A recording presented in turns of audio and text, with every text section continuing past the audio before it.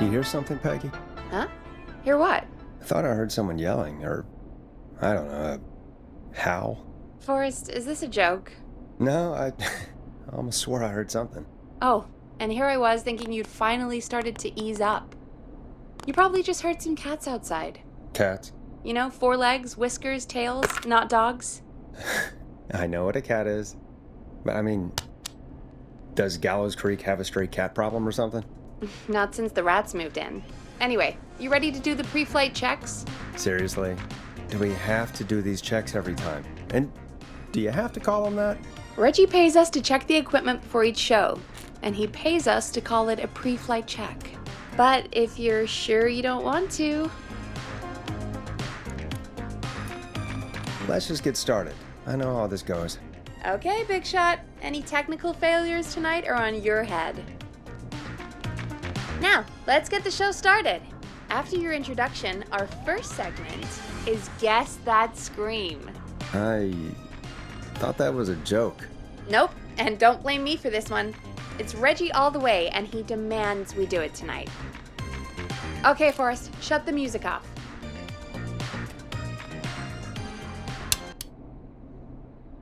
Okay, you're live in 3, 2... 189.16. Good evening, Gallows Creek. This is your host, Forrest Nash, and you're listening to 189.16, The Scream. Before we start taking your calls tonight on Gallows Creek's only late-night phone-in talk show, I need to let you know about a special competition we have for you this evening. Guess That Scream. This is actually one of the station manager's better ideas. Here's how it works. I'm gonna play you a scream, then you call and... guess that scream. We need you to guess why they're screaming. Did they stub their toe, saw off a finger, or discover the corpse of a loved one? That's good. Now, Forrest, hit them with the tape. We'll play that scream in just a second. Listen close, and then call in to guess that scream. Peggy, what do you mean play the tape? I used to have a tape guy do that for me. You're not in Chicago anymore, Forrest. Here in Gallows Creek, you get to be your own tape guy. Come on, I gave it to you yesterday. Forrest, you do have the tape right. You knew we were doing this tonight. Peggy, let's be real. Guess that scream is a terrible idea. No, I don't have the tape. It may be a stupid idea, but that doesn't mean it can't be fun. We're going to need a scream tonight, Forrest, and you're the one at the mic, so...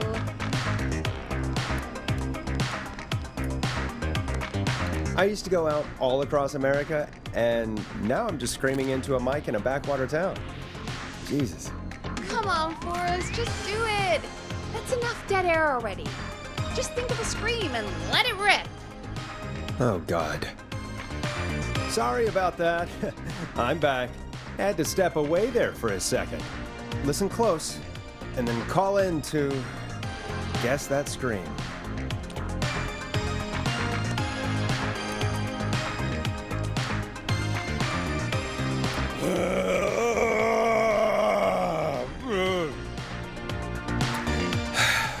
Well, folks, there you have it.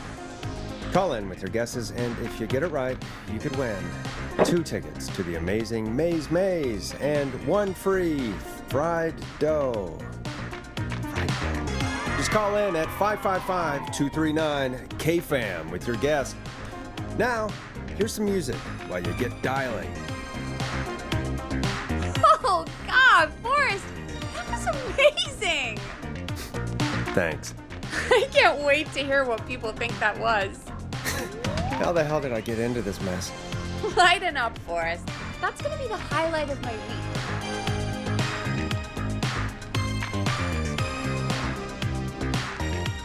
Oh, Forrest, there's a call coming in. Time to turn the music off.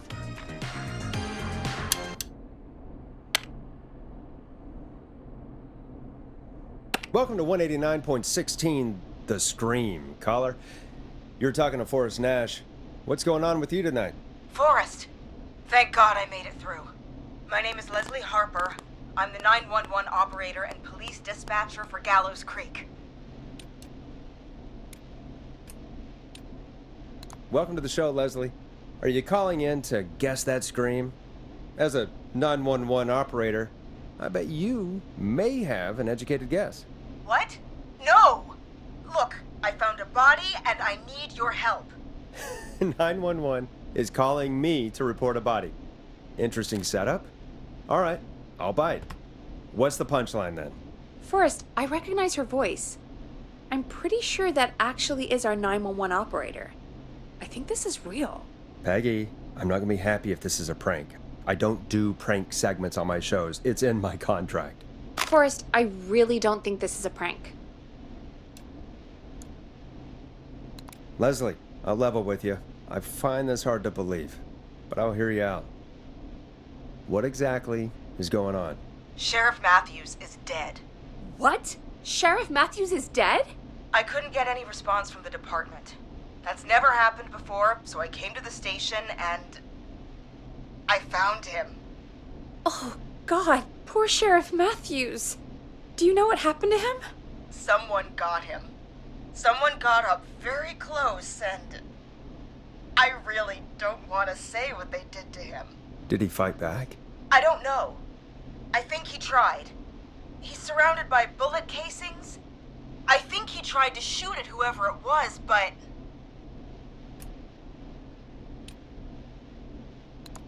I don't understand. Where are the other officers? Do they know? Have they secured the scene or whatever cops are supposed to do? no. I checked everywhere. Deputy Martinez is here, but she's knocked out, tied up, and locked in a holding cell. I called you right after I found her. God. Wait. Please don't tell me that this hick town only has 2 cops. Don't be ridiculous. We have 3, but Officer Gunderson is on leave in Cancun. Leslie, do you have any idea who could have done this? Not a clue. I didn't see anything on my way over. Leslie, you need to call over to Henderson or Quiet Ridge. They need to send someone over from their department. I tried, but I can't call anything but local numbers. Something's wrong.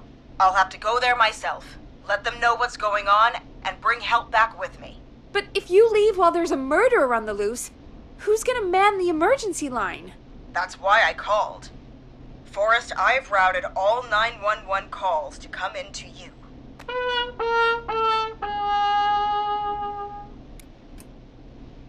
I'm a radio talk show host, Leslie.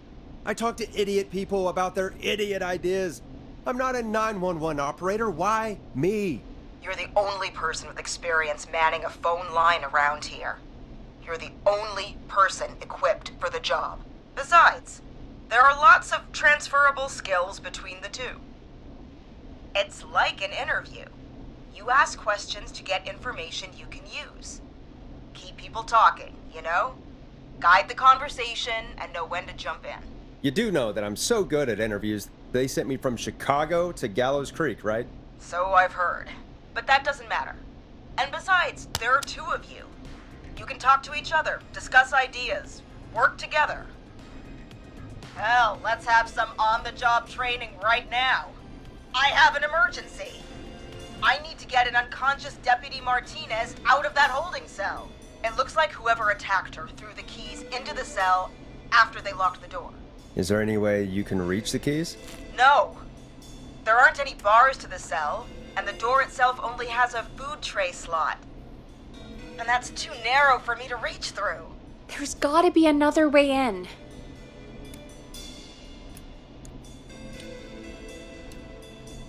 There's gotta be another set of keys somewhere in that office. Those can't be the only ones. Of course. Yes, there must be another set. Where might another set be? Maybe Sheriff Matthews had a set of keys on him when he, you know. I couldn't see any at a glance, but I didn't really look up close. 1 second. Oh, I think I might be sick. Sorry, Sheriff. I'm just gonna turn you over and... Oh. Please don't stare at me. Oh, wait. That might be them. I think I got the cell keys. Looks like Sheriff Matthews might have saved his deputy. Do the keys work? They do! Give me a minute to untie Deputy Martinez. I'll be right back. So far, so good, I suppose. How are you feeling, Forrest?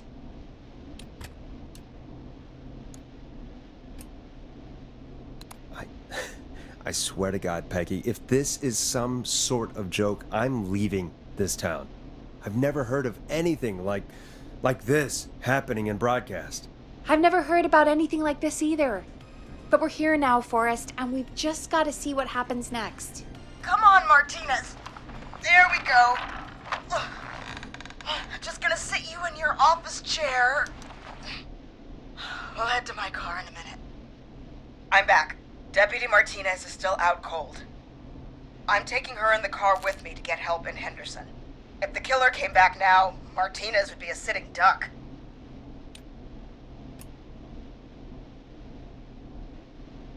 That's a good idea.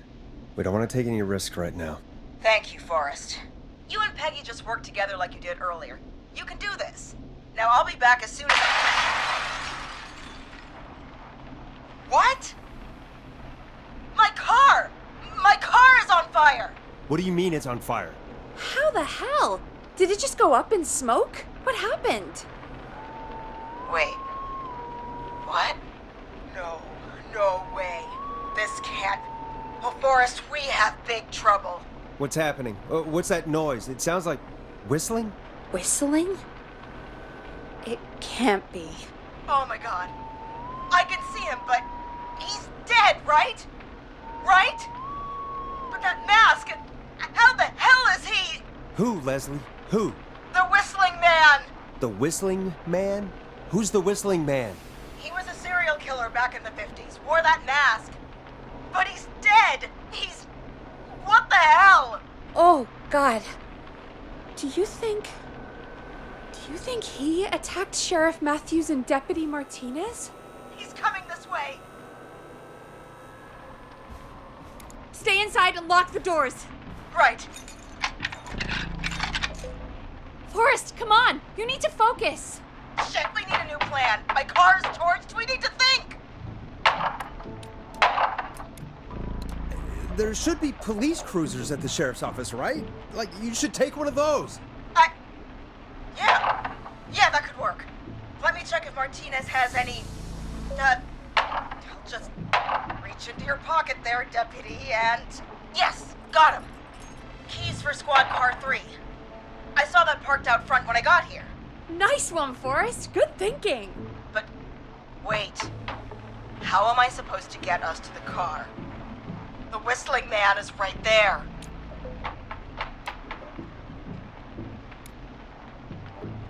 Deputy Martinez surely carries a gun, right? Could you use that? Deputy Martinez's gun is missing. I guess the Whistling Man must have done something with it. The sheriff must have a gun, right? Can you see it? There was a gun next to him. Let me grab it. Shit. It's empty. He must have emptied it trying to defend himself.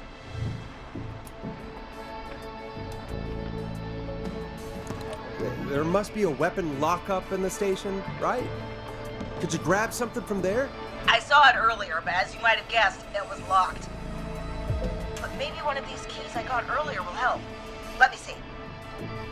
No. Shit! None of the keys work. Are there any other weapons lying around that you could use? I didn't see anything earlier. Let me check Deputy Martinez's belt.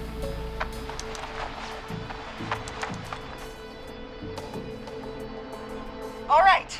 It looks like the whistling man left her with a baton, pepper spray, and taser. I can only hold one if I'm carrying Deputy Martinez. Which should I take? I mean, it's gotta be the taser, right? Got it. I'm just going to grab Deputy Martinez and then... Wait. Do you hear that? Yes, but just to make sure we mean the same thing, what do you hear? The knocking stopped. Everything's gone really quiet.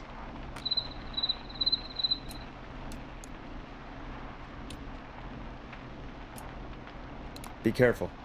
I don't like it. Me neither. But it's an opening, and I've got to take it. Okay, Deputy Martinez, if you can hear me, it's time to move.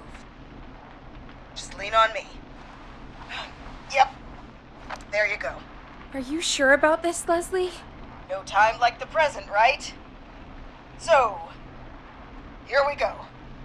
Again, you're hooked into dispatch now, so I should be able to radio you when I reach the car. If I reach it.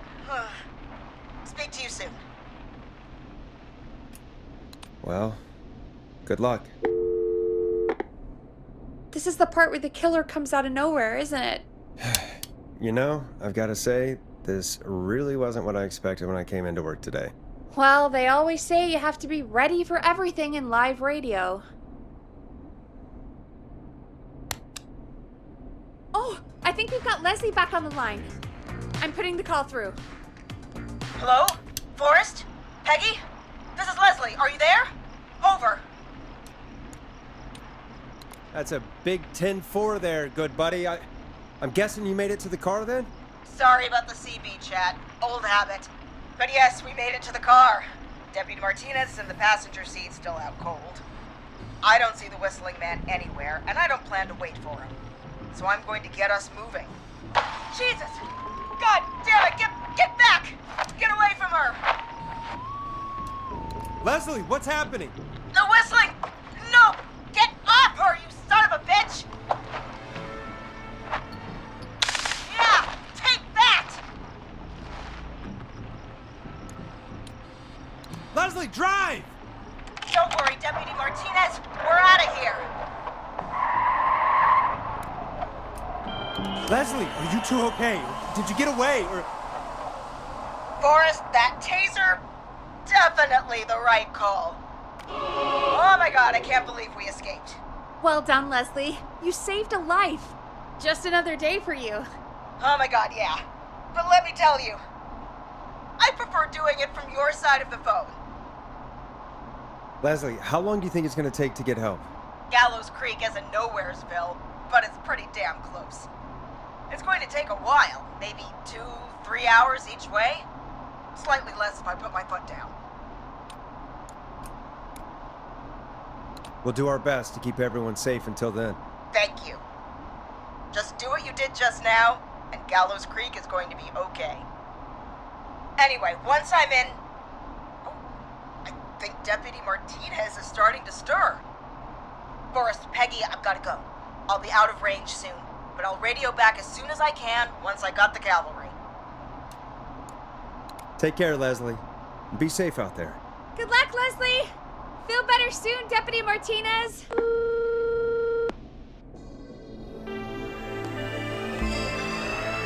Folks, you heard it here. We've got a killer on the streets of Gallows Creek tonight. Please make sure to stay safe. And Leslie, we're counting on you. We're gonna get back to the show meanwhile. If you have anything on your mind or have any information about this Whistling Man character, then give us a call. We'll talk here on 189.16, The Scream. For now, here's another hit record for you all to enjoy.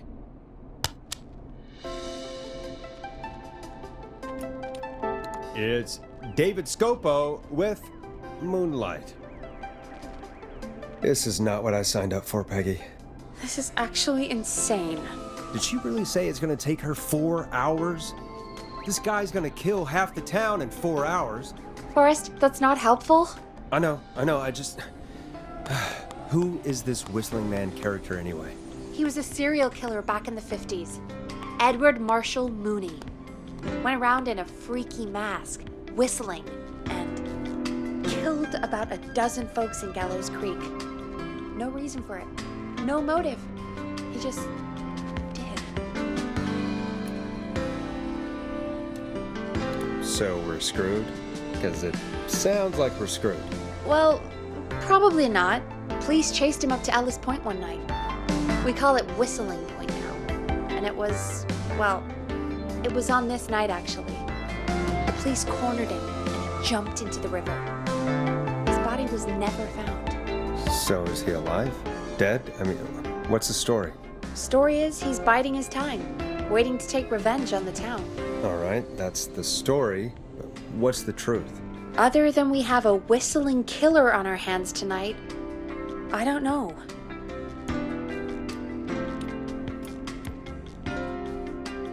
I guess we'll find out what we're dealing with, whether we like it or not. I guess so. At least we got the word out, I guess. What kind of listening figures do we get at this time? On a Thursday after midnight, could be around 35? 35? Isn't 3,500? Huh. I didn't realize Gallows Creek was that large. No, 35 people. At best.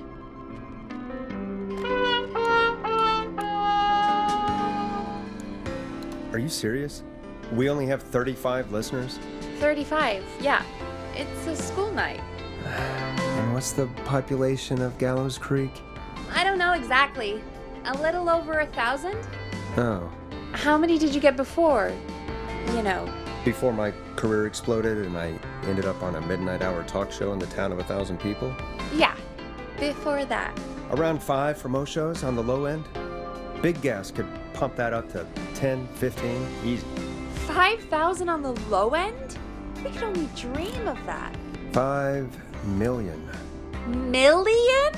Yeah, sometimes that's just the way it goes. At least the Whistling Man hasn't killed me yet, I guess. Yeah, I guess we're gonna learn a lot about perspective tonight, huh? Oh, we have a call coming in. Take it when you're ready. Okay, Forrest, shut the music off. Hello, caller. You're live on 189.16, The Scream. Is everything, all right?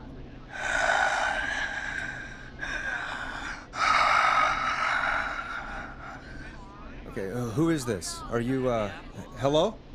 Hello?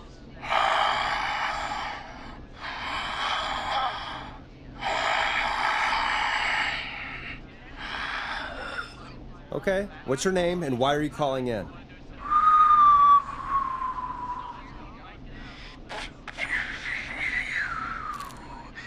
You know my name.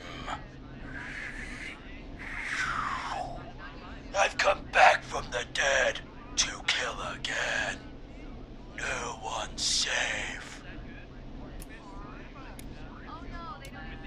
Do you accept requests? I've got a list of names I'd love to see in the obituaries. Maybe you must make a sacrifice to us. A sacrifice? To us? I mean, me. We want cheese-dusted pretzels. I want cheese-dusted pretzels. Or I'll cut your face off. Goddamn kids. I'm cutting them off. Not yet. I want to deal with them.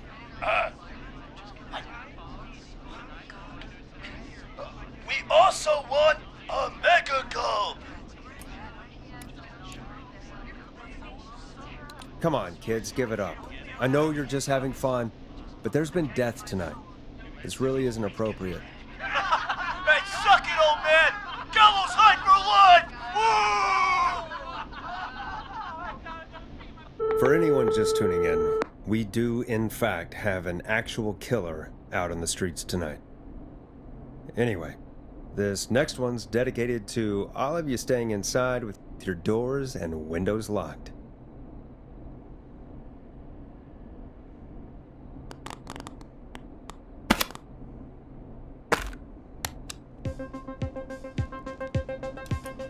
Now it's time to go with The Flow. And this is their hit, Crying for Help. Peggy, the hell was that? Kids pretending to be a killer who right now is stalking the town? It's a thing. A thing? Ugh, kids around here. They pull pranks pretending to be him. By pretending to be this whistling man character? They think it's funny, but it's not. It's not funny at all. And there's no chance that our whistling man was just a prank. That Leslie... No, that's real. Christ. Let's stay positive. We still have a show to do. We already have another caller on the line. All right. Let's do this.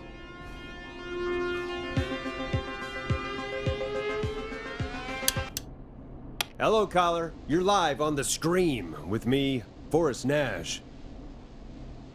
What? I dialed 911. I need the sheriff right away. Okay, right. Well, I'm filling in for 911 tonight. What's your name and what's your trouble?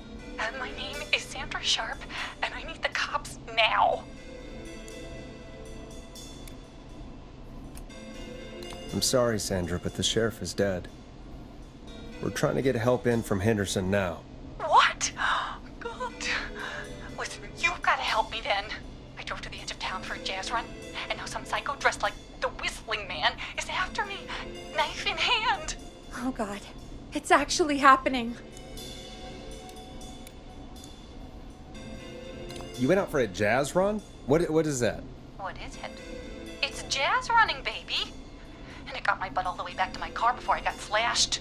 But I dropped my keys somewhere along the way. I never locked the door, so I've got a place to hide, but I can't get moving.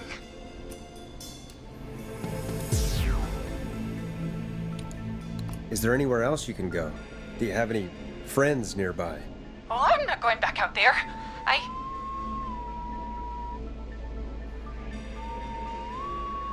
Oh, shoot. Oh, he's back.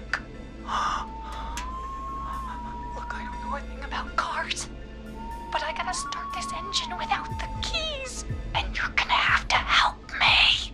Wait, I don't... If it helps, I've got a toolkit buried beneath my spare sweatbands. I'll call you back when I find it. You're listening to 189.16, The Scream. Hosted by me, Forrest Nash, your friendly neighborhood radio host, mechanic, and savior. Sit tight while the record spins, folks. This one goes out to you, Sandra.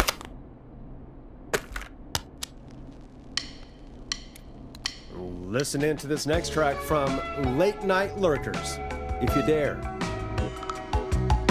Doesn't the station have a show about cars? The Tamora twins or something? Timberline twins talk motors. Yeah. You know they're not even brothers. Really? They look the same, though. I know, but they're not even related. It's weird. I asked them about it once, and they got really sweaty and defensive. Anyway, go see what you can find. The offices are out the door and down the hall.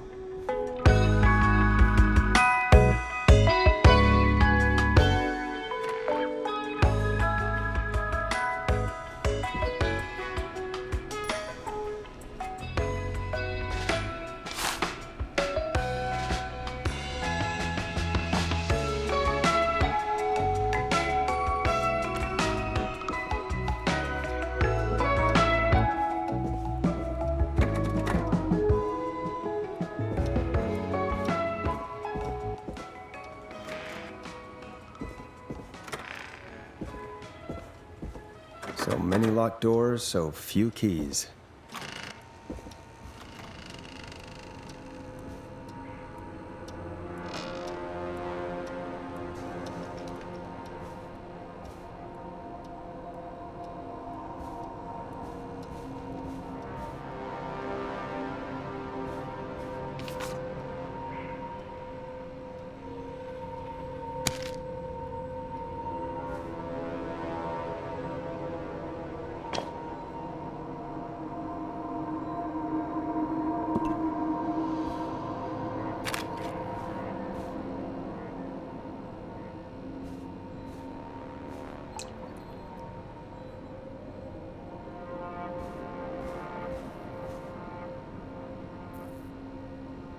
Now this has to be important.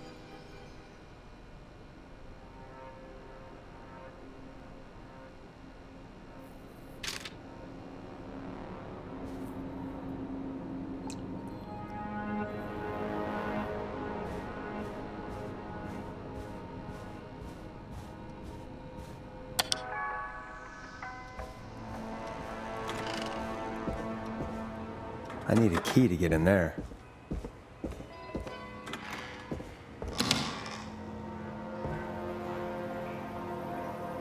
This looks useful.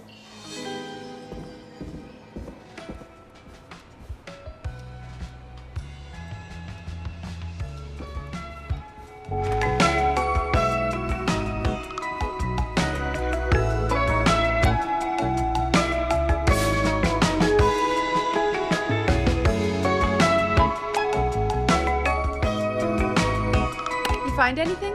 Yeah, I found a magazine about hot wiring cars. Well, that sounds perfect. When you're ready, shut the music off.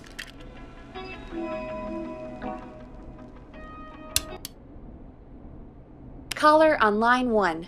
Thanks, Peggy. We're back with 189.16, The Scream. How are you holding up, Sandra? The creep's looking through the parking lot trying to find me. But I've got my tools, and I'm ready to get this hunk of junk moving. How do we start this baby?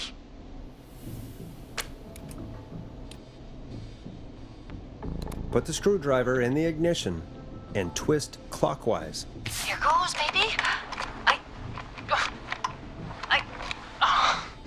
Screwdriver's too fat to fit. What next? Unscrew the steering column. All right.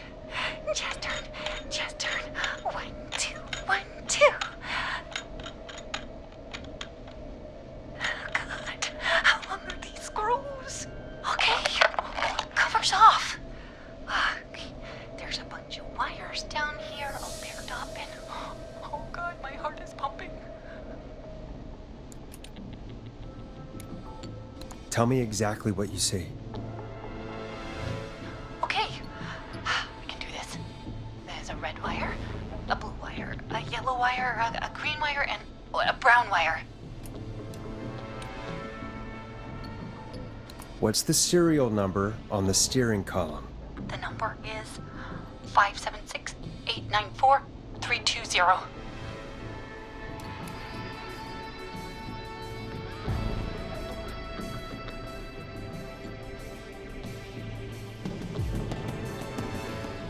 Strip the blue and red wires and twist them together. Okay, here we go. Blue and red and twist and turn and... Oh, it won't turn off. Oh, don't do this to me, Jazz Radio. There are creeping wires going into the stereo. What do we do? Cut the left wire. Oh, that was high intensity. Oh no. He's walking toward the car. Oh, what do I do?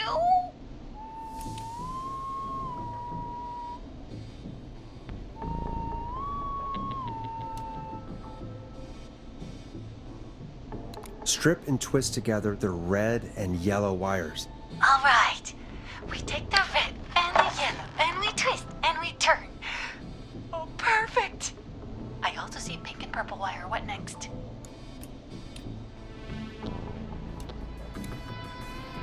Strip the purple wire and brush against the twisted wires. Okay. We strip and we brush and... Buddy! Fantastic work, baby! Anytime you want to come down to the jazz studio, you get in for free! I'm glad you're safe, Sandra, but please lay off the jazz. Sorry, Forrest. My life is my own, especially after that. I'm happy to be me. I'm happy for you too, Sandra. And come on, Forrest. Just have fun with it. I don't think jazz should be that big of a part of anyone's personality. That's all. Forrest? Oh, don't worry about him, baby. He'll learn one day. Anyway, gotta get home now. all again. Mwah!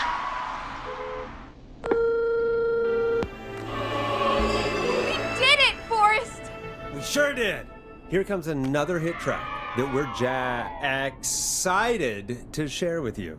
And remember, if you're also having car troubles, then tune in to Timberline Twins Talk Motors here on 189.16, Monday to Friday at 5. Take it away, Forrest. Hope you enjoy this one as much as I do. I still can't believe this is happening. Right? Like Gallows Creek didn't already have enough to worry about? What do you mean? Gallows Creek is a miserable place to live. Really? Miserable? It's nothing personal, Peggy, but it's not Chicago. Or, hell, it's not really anywhere. Well, I like it here. People are polite and, friendly, usually, if you get to know them. Come on, there must be something you like about this place. I guess some folks have been okay. You're not terrible, after a while. Not terrible after a while? High praise coming from Forrest Nash. You know what I mean, Peggy. I do. It's Forrest Nash for I think you're swell. Anyway, I hope the killer is done for the night, and that Leslie gets back soon. Me too. Can we at least call off that stupid Guess the Scream contest now? Yeah, that'd probably be a good idea.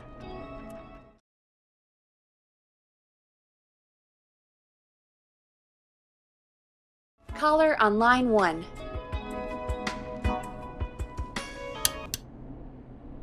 Evening, caller. This is Forrest Nash, host of 189.16, The Scream. And tonight's 911 stand-in. Hey, Forrest. My name is Brian. Brian Ponte. Brian Ponte of Ponte's Pizza. Hello, Brian Ponte of Ponte's Pizza. What have you got to say about what's happening? I'm so happy that Deputy Martinez survived. I've seen her a lot over the years down here at Ponte's Pizza. Oh, you did a really great job. And as a thanks for all you did there, I just wanted to tell you that I'm sending you some coupons for free pizza here at Ponte's Pizza. Wow, Brian. That's really good of you, but you really don't have to, though. Oh, it's the least I can do. And if you like it, well, you're in luck, because we're always running great deals that'll have you eating for pennies. Sounds great, bro. And let me tell you, the pizza we have is to die for. No. Poor choice of words tonight, I guess. That was pretty tasteless, I have to say. I'm sorry, Forrest. Well, I just hope I didn't put you or anyone else off coming on down to Ponte's Pizza. We've got a great special this weekend. Our famous beer and pizza deal. Wait a minute. Come on down to Ponte's Pizza this weekend. You've just got to pay for one slice to get yourself. God damn it, you're just calling in to advertise your shop. Peggy, hang up on him. Done. Oh, real quick, before I forget, it's probably time we played a paid ad. Now, a word from our sponsors. You know how to play an ad, right? Sure.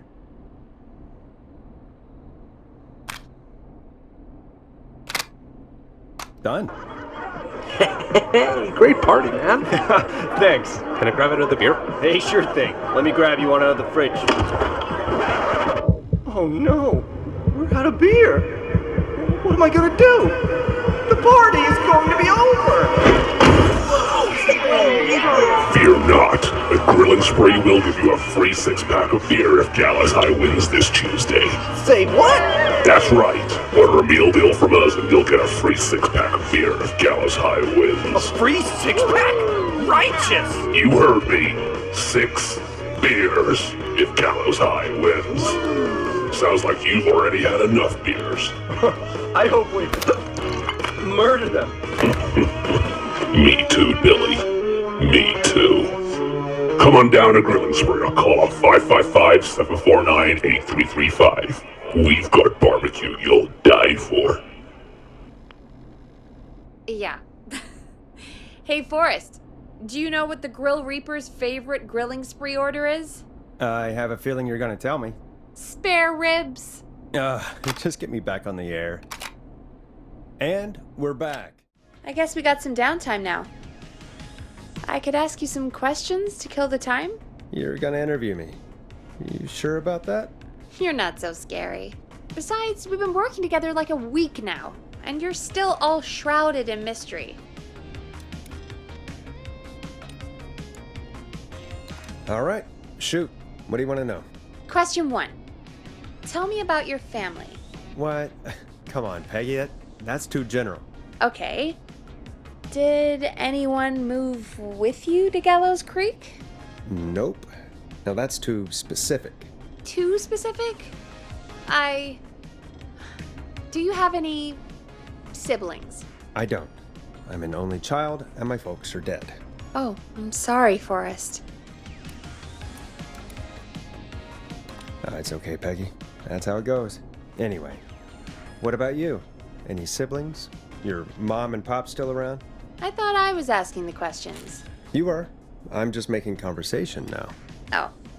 Well, my folks went the same way as yours. Oh. What happened there? My dad walked out when I was about 13. He'd been a wreck for a while. Then he got himself into a wreck, and, well, that was Dad. Mom didn't take it well. She remarried pretty quick after that.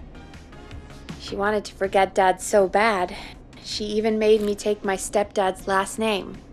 So I'm Peggy Weaver now. Anyway, Mr. Weaver got sick one day, and my mom didn't last long after he went. I'm sorry to hear that, Peg. Don't call me Peg. Yeah, sorry. I was just trying to be... It's okay, I know. I'm sorry. I'm defensive about that name. Any siblings? Funny you mention that now. No, not anymore. I had a sister, but I haven't seen her since before my dad. Hold on.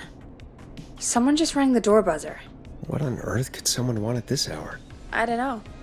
Do you want to go check it out? Me? You sure you don't want to go? I can't leave the booth while we're on air. One of Reggie's K-Fam regulations. I'll pass you the key to the stairs.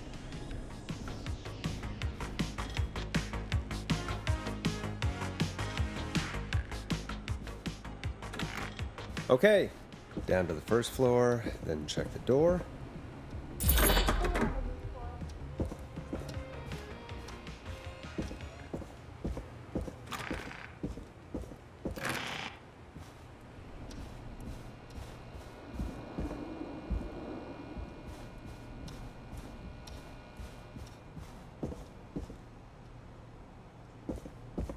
A tape. Play on air.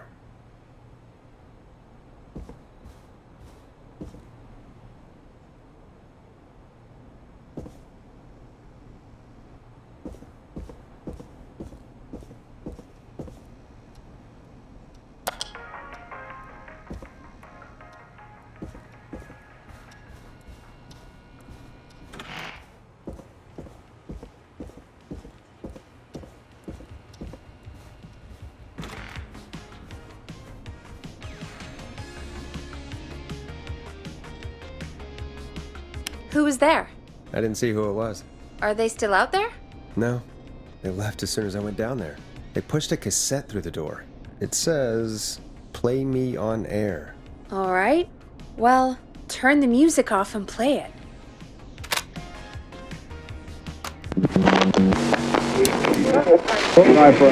Hello, Gallows Creek. Time to Pay the price. Time to pay for lives. Time to sit there. I will punish you. I'll... I'm going to enjoy this. I did not enjoy that. What the hell was that? Oh, Forrest, we're still on air. Say something. That, wasn't the ad tape we meant to play. Sorry, folks. It won't happen again.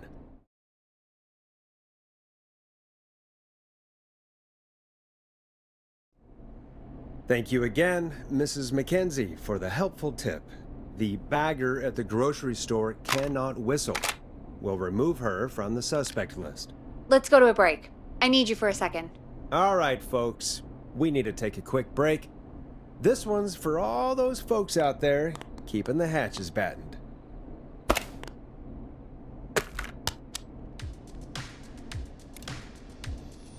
Enjoy this classic by Smooth. It's their hit song, The Word. All right, Peggy, what's up? I pushed a cassette under my door. Go play it.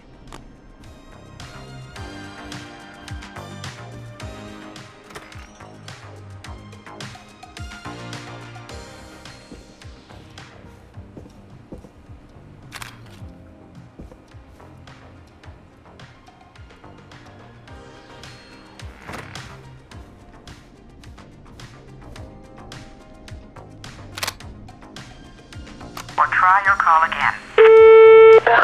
Straight to voicemail? My God. Are there any professionals at KFAM? This is Gina Franklin. I'm calling because your backwater station has not honored our agreement.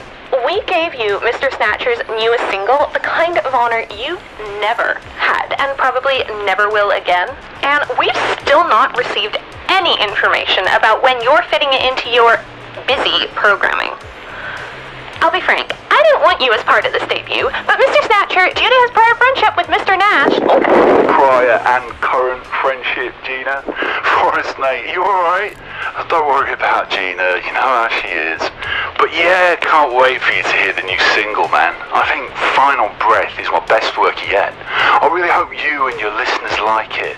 And man, if you ever find your way this side of the pond, let me know. We'll have to catch up. God damn it, Roddy.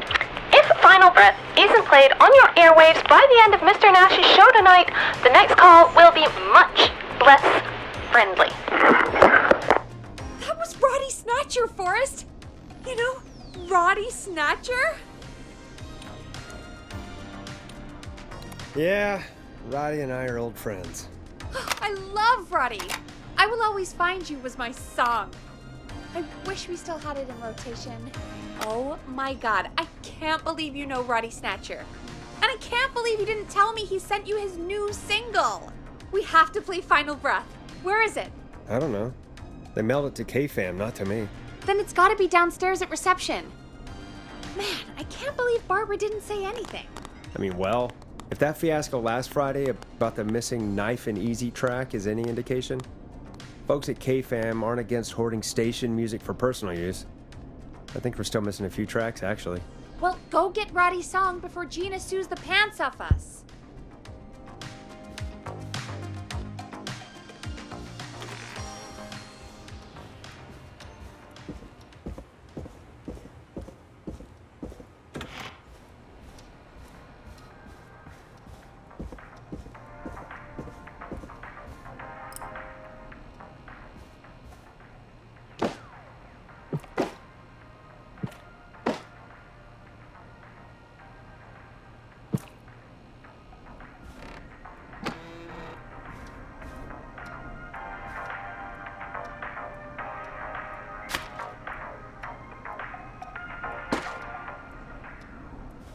Needs a key.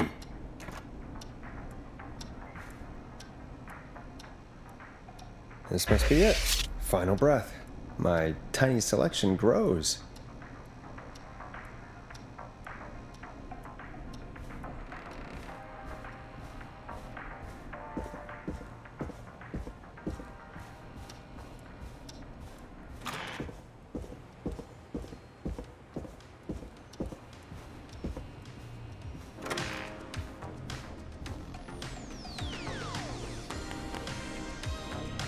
Hey, did you get it? Got it. Let's get this on the air. Gallows Creek. I'm pleased to say we're in for a much-needed treat. Up next, courtesy of the British sensation himself, is a track you won't hear everywhere. Here's Final Breath by Roddy Snatcher.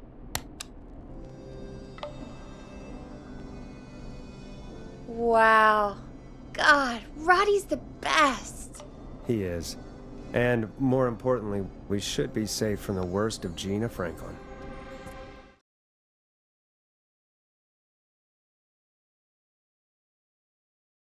And I think that's every time I've seen him live.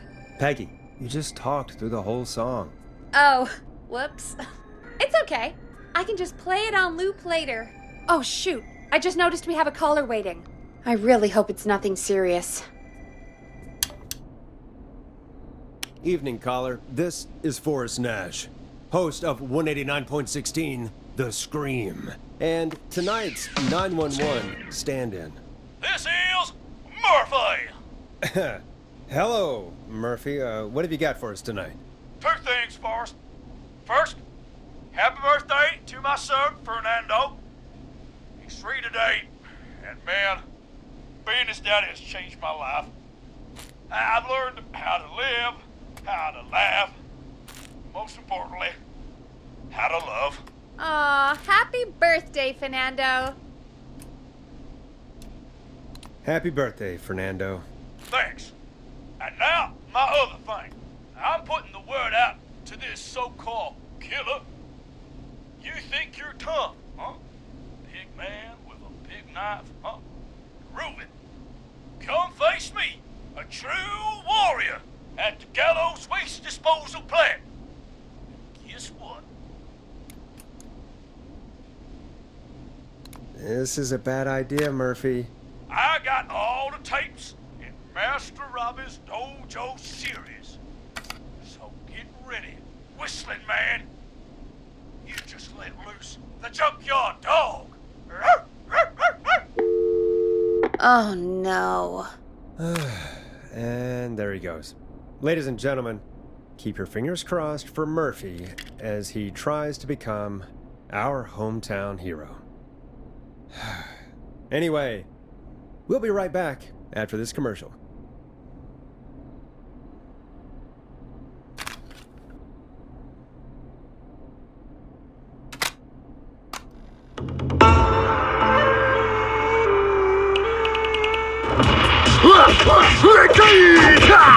Do you seek ancient wisdom? Do you want to double your power? Are you ready to unlock your inner warrior for only $24.99? Then step into Master Robbie's deadly dojo of Kung Rate and receive direct by video warrior instruction from me, Master Robbie.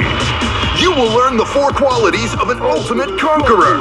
The power of the alligator, the discipline of the tarantula, the speed of the tuna, the poise of the scorpion, and the wisdom of the bullfrog. Using classified techniques, I'll unlock your inner chi after only 5 30-minute video sessions. Ultimate power and wisdom can be yours now for the low price of only $24.99. Just call 555-7861 USA to take your first step to becoming a champion.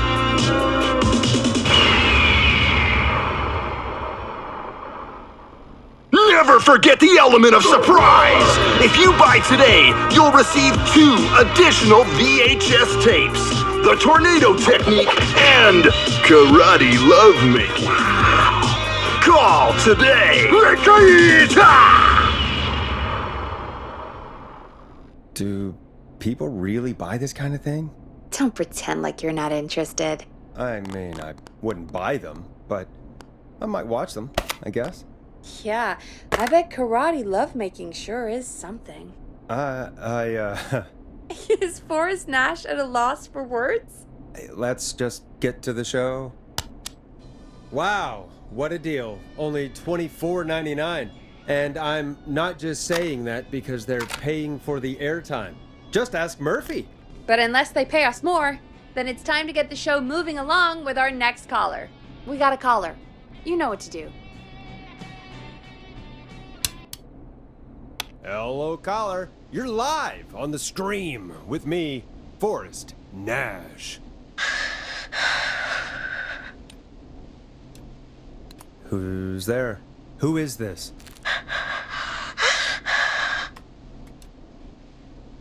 Are you okay? Do you need help? Forrest? He called me? That horrible whistling down the phone. He's coming for me? Jesus. Okay, listen, caller. Don't panic. We've done this a few times now. We can help you. A few times already? So, you saved them, or? We sure did. You're in safe hands. Okay. Okay. We're gonna help you. Can you tell me your name, caller? I'm Dr. Sullivan. Virginia. Sorry. Take some deep breaths, Virginia. You're gonna be okay. Please don't let me die. I won't. Just calm down. Tell me where you are right now. What's your address? Oh, God.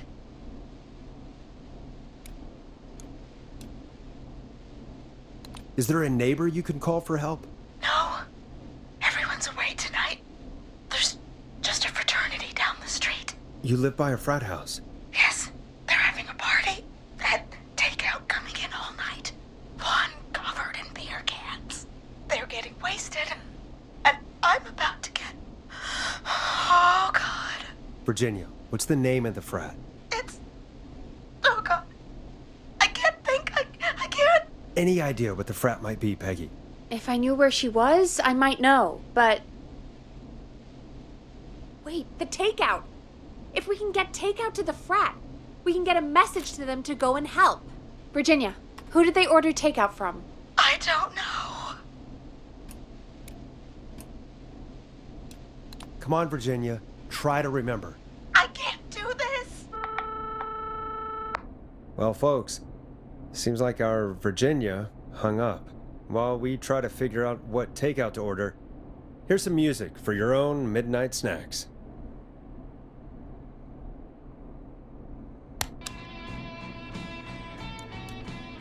You're gonna love this next track.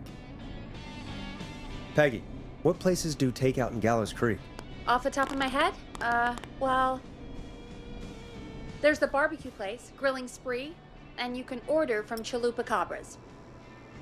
Oh, and of course we have Ponte's Pizza. That's it, I think.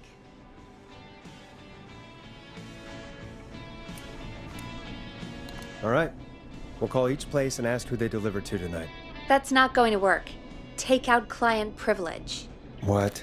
There was a lot of competition back in the day. Things got ugly. It's a long story. But what we can do is this. We figure out where the frat boys ordered from, call the takeout pretending to be from the frat, place an order, and include a note asking them to call the station. There's no other way, is there? Not that I can see. Well, let's not waste any time then.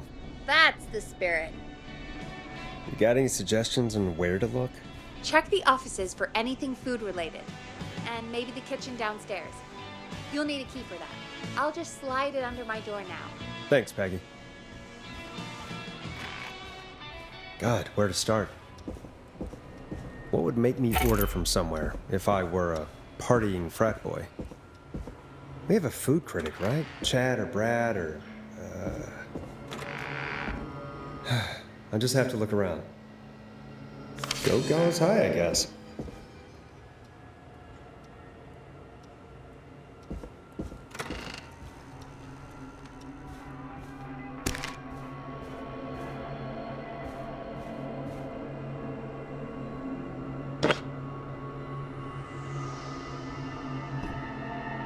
A promotion, huh? Maybe if I find the pizza box.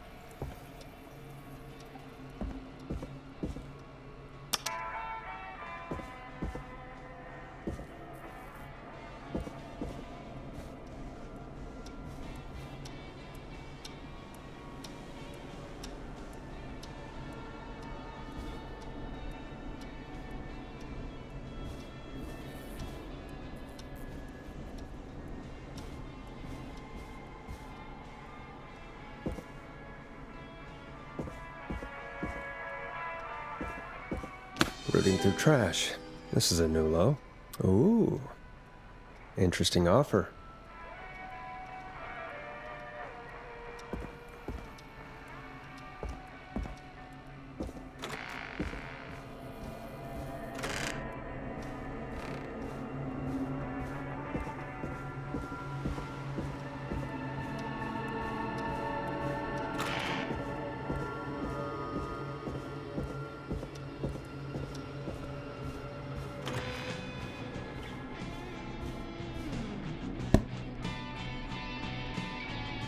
Hey, find anything useful?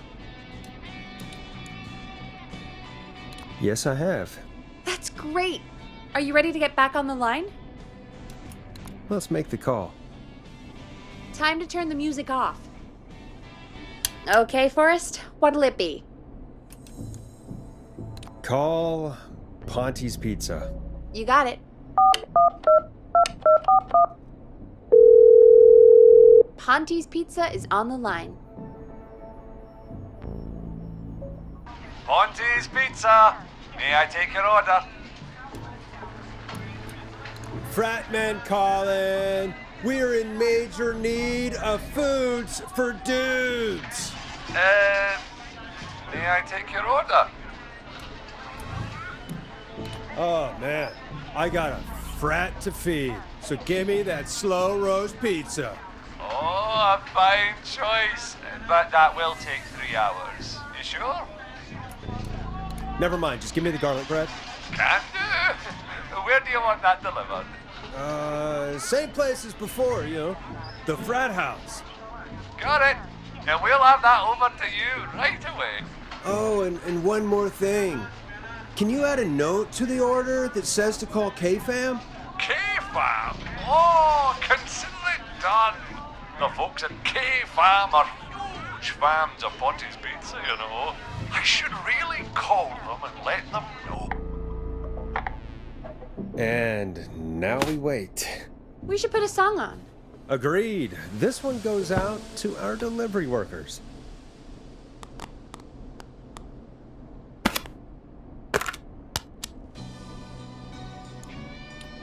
Here comes one of my favorites.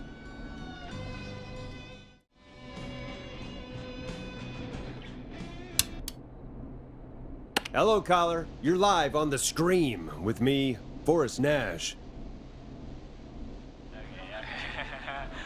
Hey, this is Frat Man Bunker. We got some garlic bread and a note to call this number. Yes. Bunker, this is Forrest Nash from 189.16, The Scream. And Is this Goose? Oh, man. It's totally you, isn't it, Goose? This is such a Goose prank.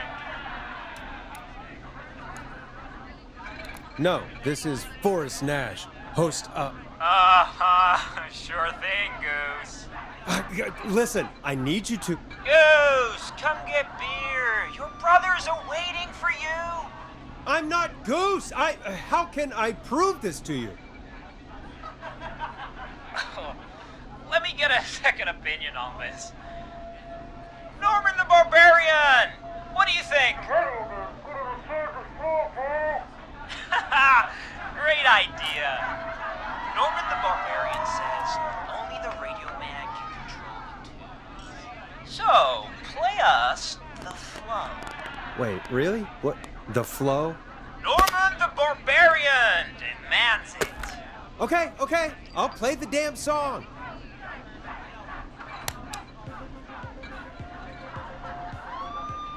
Oh, shit! Okay, Radio Man.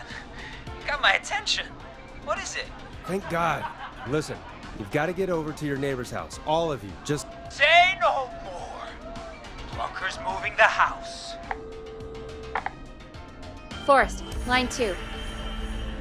Hello, you're live on 189.16, The Scream. Forrest, it's the killer. He's at the door. Grace. Oh my God, it's you, isn't it? God, I didn't talk, I promise. Whoa! The party has arrived! Oh, thank God. He's gone, and worry. We brought the beer. Good times are here. I could use a drink. Thank you, Forrest. You're welcome, Virginia. And thank you to Plunker and his fraternity brothers. Some heroes wear capes, some wear sheets as togas. Hey, Forrest, did you hear what Virginia said earlier? What was that all about? Clive, I didn't talk. Do you know what she meant? There's a janitor here at the station named Clive, but your guess is as good as mine. All right, folks. Seems we may have a lead. If any of you know a suspicious Clive, then please call in. It could save lives. In the meantime, looks like we have another caller.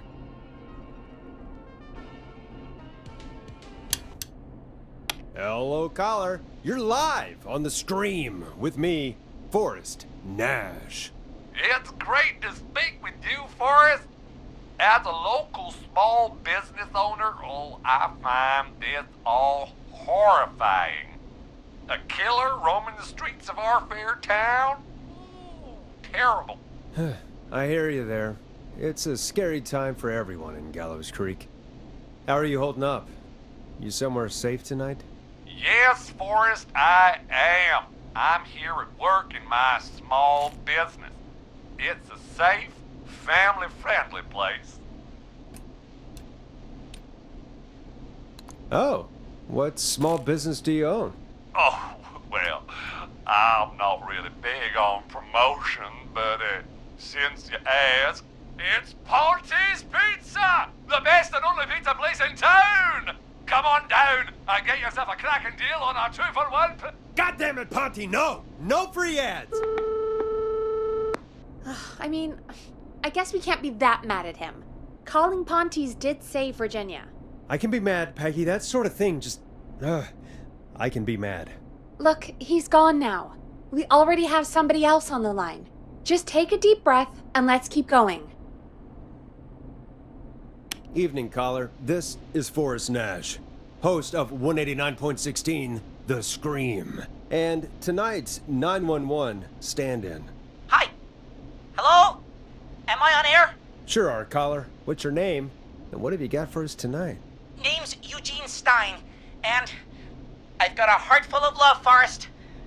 I'm hanging out in the middle of the maze, listening to your show, looking up at the stars and waiting for her.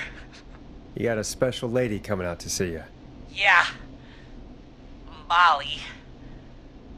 We planned to get lost in the maze tonight, to take our first journey together into the love labyrinth. That's why I'm calling, actually. I thought she'd be here an hour ago. And since I've listened all night to how cool you play it, I thought you were the perfect guy to ask. Should I call her up and ask if she's coming, or wait and see? For real, kid? If you've been listening all night, do you really need to ask me? Yes, that's why I'm calling.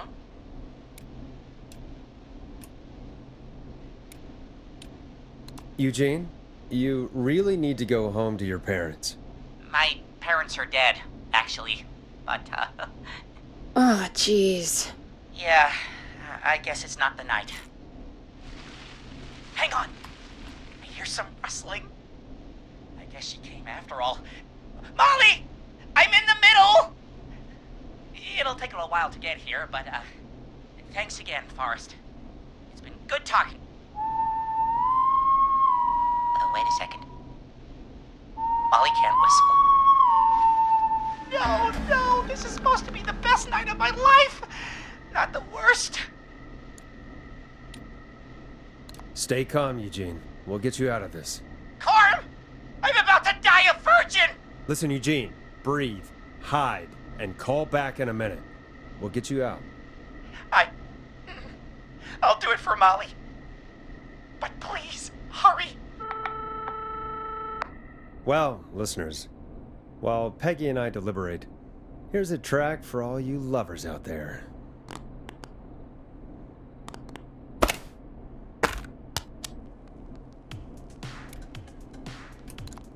How the hell am I supposed to get him through the maze?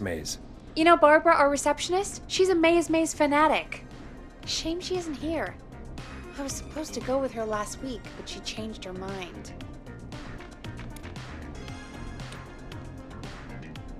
Why'd she change her mind? She went with that jerk Brad instead. Does everyone in Gallows Creek go on dates in the maze? A lot of folks do.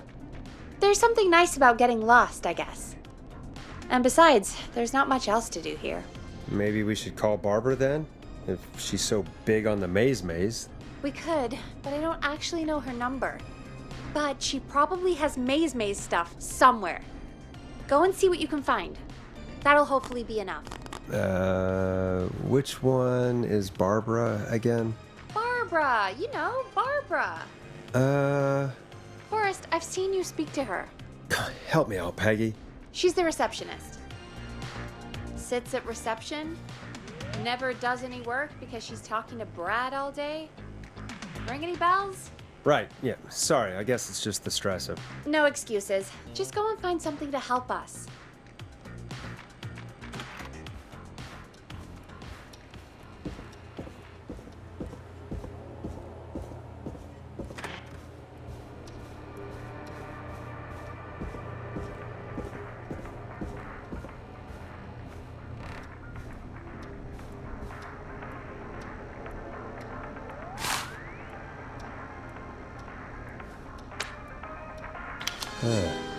Looks like Brad broke her heart. Wonder what she'd have done with all that maze stuff.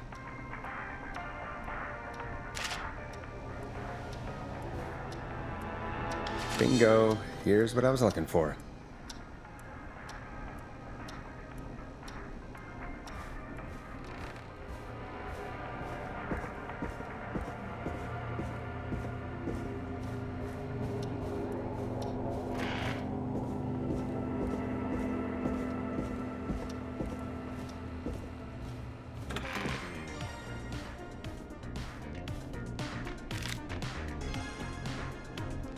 Any luck? For Eugene? Yes. For Barbara? No. Brad canceled the date. So Barbara left her tickets and a map for the maze behind. Ugh, Barbara can do better than... Never mind. Let's save the kid.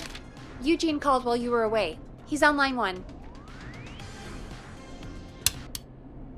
Welcome back to 189.16, The Scream. I hope you lovers like that track. And I hope we can help our lover in the maze. Eugene, you're back on air. I'm lost, Forrest. I just ran and I don't know where I am. I'm at a crossroad, facing a tractor statue.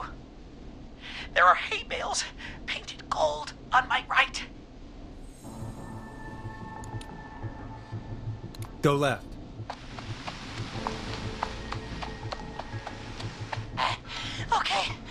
Okay. I went left, then tried a right. I have a pig statue in front of me and a creepy rocking horse on my left.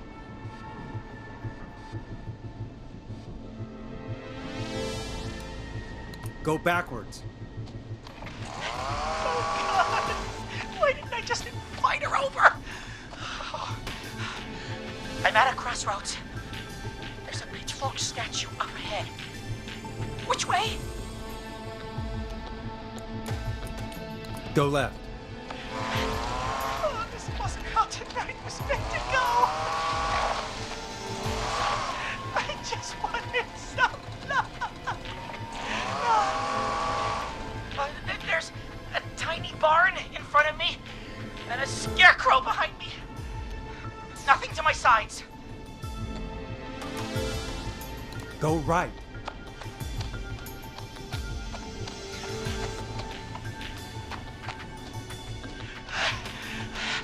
I can't run much more. I just passed a corn silo. Didn't see anything else.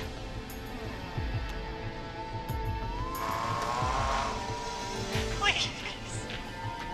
Where do I go?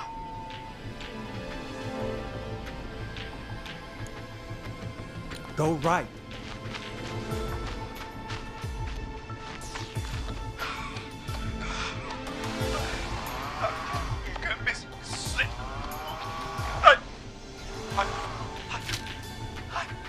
I'm out!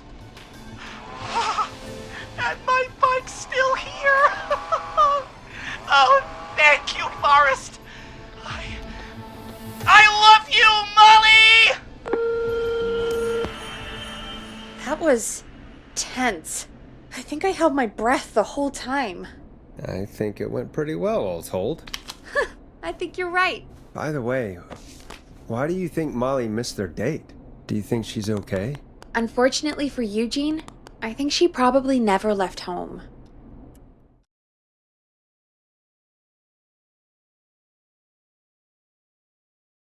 And thank you for calling in, Mr. Walton. We'll make sure to add the town librarian to our list of suspicious Clives. Remember, report a Clive to stay alive. Next caller is up, Forrest, so take it away. Caller, you're through to Forrest Nash on 189.16, The Scream. Hey, wonderful show tonight, Forrest. I don't know about wonderful, but, thanks. What's your name, caller? You can call me Dawn. Could you play my tune, Forrest? Your tune. Sure. Long Ride Home. That old song. Sure, we got it. I think I played it the other day. Thanks. It'll be good to hear it again. All right, folks. Coming up is that old classic. Forrest, I don't think you're gonna find that song. What do you mean? I played it a few nights ago. I know, but, we don't have it anymore. What are you talking about? I threw it away. You threw it in the trash? No, I threw it out the window earlier today. And why did you throw it out the window earlier today? Brad was annoying me all afternoon. He played it on repeat because he knows I don't like it. So I grabbed it and threw it right out of one of the office windows. Not my finest hour, but I can only take so much. For shame, Peggy. For shame. I know. Let's just play a different song. We've got more important things to think about anyway. Gotcha. Okay, folks. Here comes some unrequested music. Sorry about that, Dawn. Maybe try again tomorrow night. Sorry. You'll like this next song.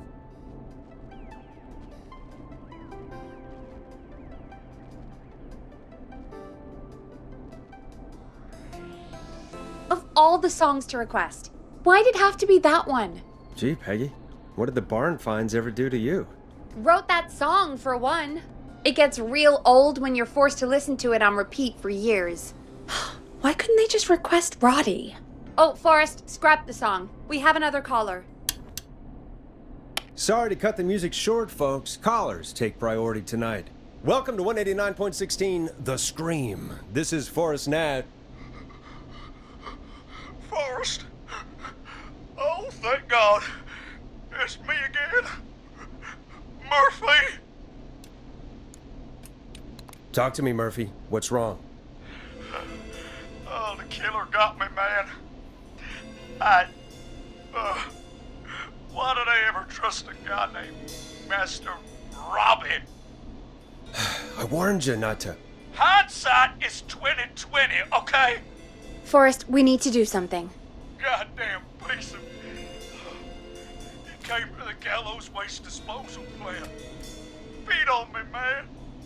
Carried me inside and locked me in a dumpster. I got a flashlight, but... Oh, goddamn. I smell smoke. I think he started a fire. Hold on, Murphy. We'll call for help right now. You gotta hurry, man. I need someone here now or I'm gonna die. Peggy, get the fire department on the line. On it. All right. Now just... Come on, pick up.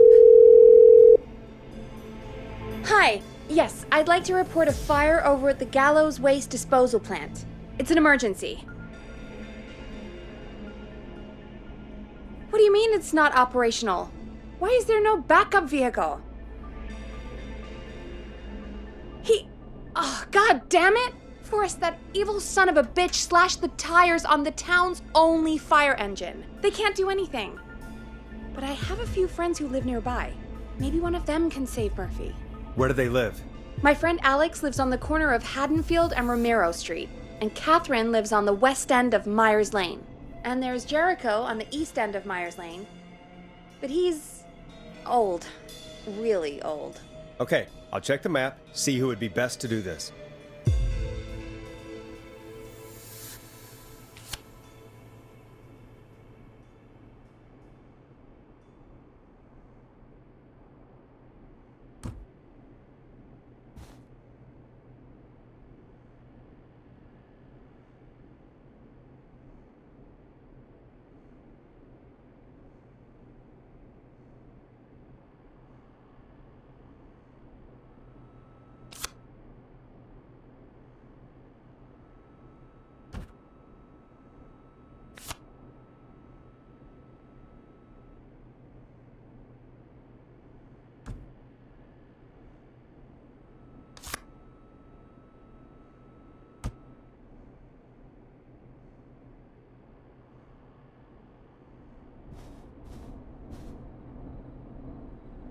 All right, Forrest, who should I call?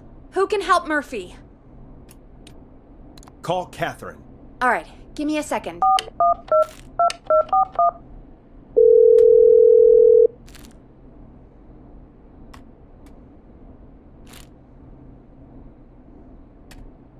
They're on the way. They'll call from the plant. You can direct them from there. Well, let's hope they get there in time.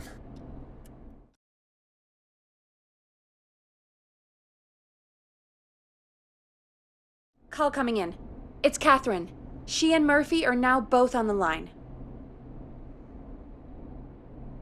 Hello, Catherine, are you there? What's happening at the plant? The whole damn thing is up in smoke. God damn it. I'm going in. Oh, my reception is terrible in here. God, my eyes sting.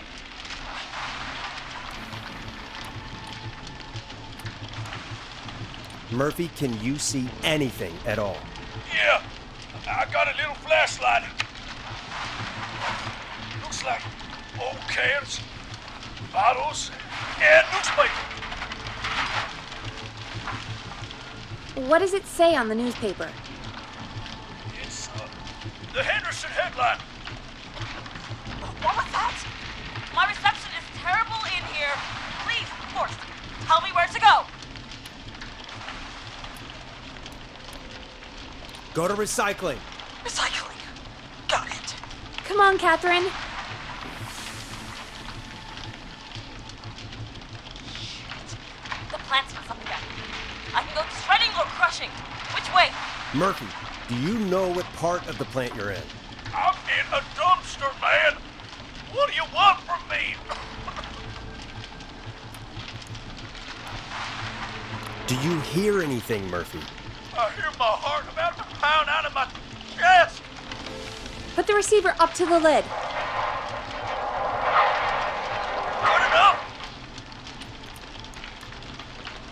Catherine, go to the crusher.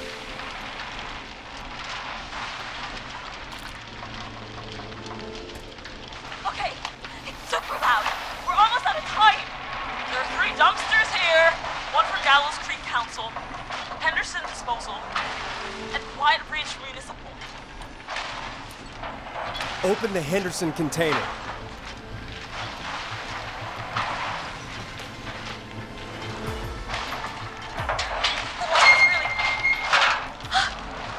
I found him! Thank God. Let's hold ass. It's coming down!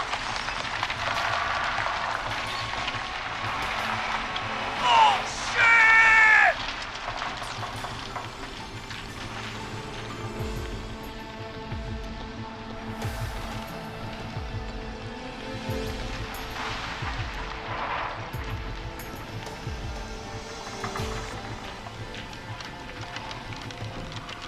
We made it!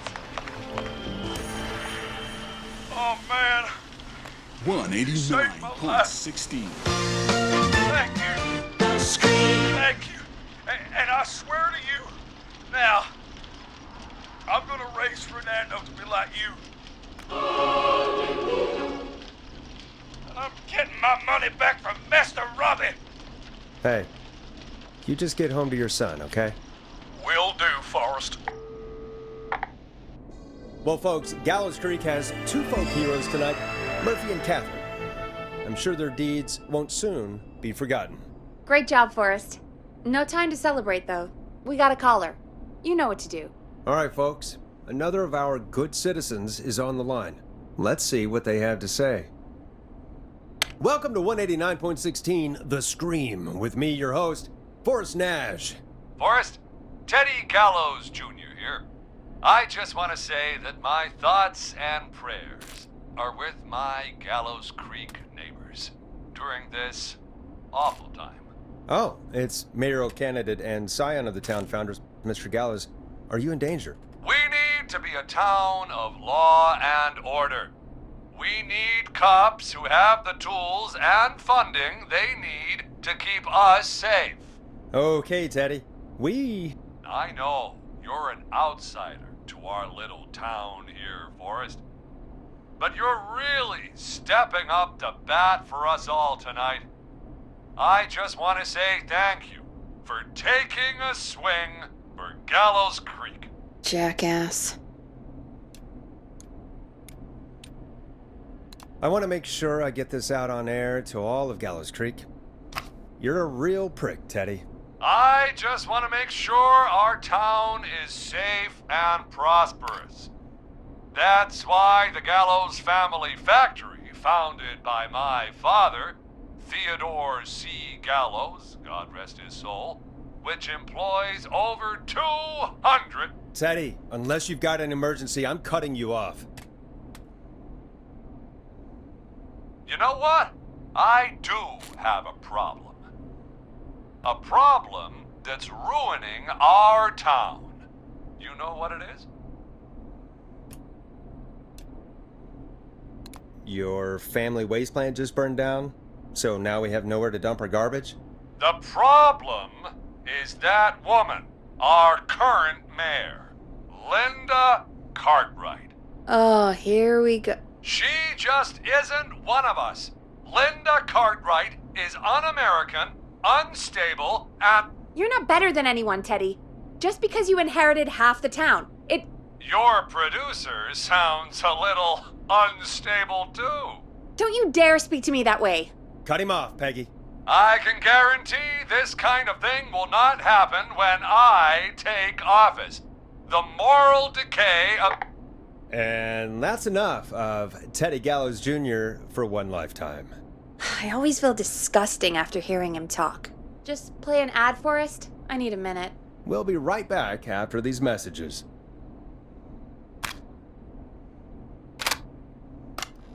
Teddy Gallows Jr. is a family man, a devout Christian, and a proud patriot. Teddy Gallows Jr. is Gallows Creek. Like his father and all his fathers before him, Teddy Gallows Jr. has worked hard to create jobs, improve infrastructure, and make Gallows Creek a good place to raise a family.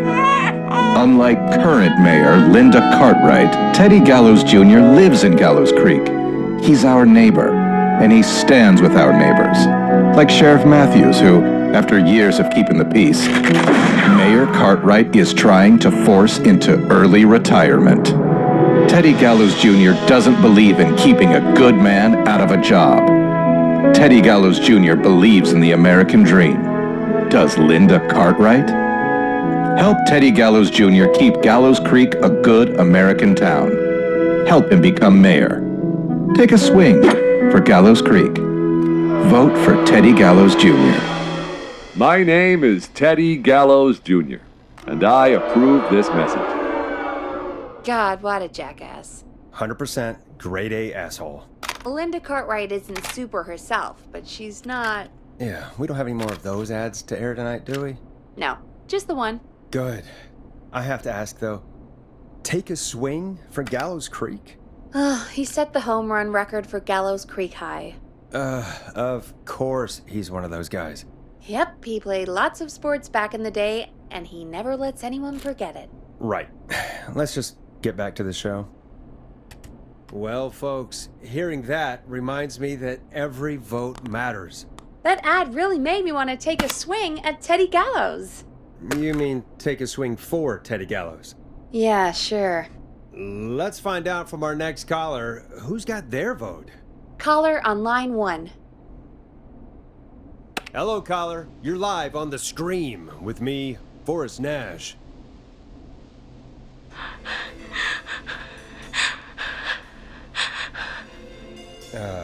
Hello, caller. Who is this? I need the police. I'm Forrest Nash. I'm standing in for 911 tonight. What's wrong? There's a guy hunting me and my friends. I think he's killed some of them already. That's him. He's just outside. I can see him from up here. God damn it. She's just a kid. Is there a way out? Can you run? Oh my god. Oh my god. Stay with me, kid. Focus. I can't do this. Yes, you can. Focus. Tell me, what's your name?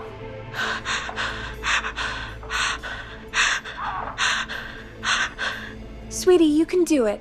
What's your name? Carrie. Good. Carrie, listen to me. We're gonna get you out of there. All right? Now, where are you? The old murder house. Upstairs. I'm at the end of a hall. There's a bathroom, a couple bedrooms, a closet. Oh, he's coming. Where should I go?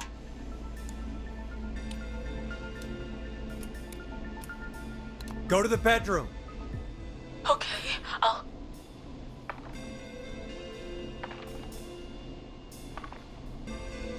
He's here. He's here. He's gonna kill me. Forrest, I don't think we can...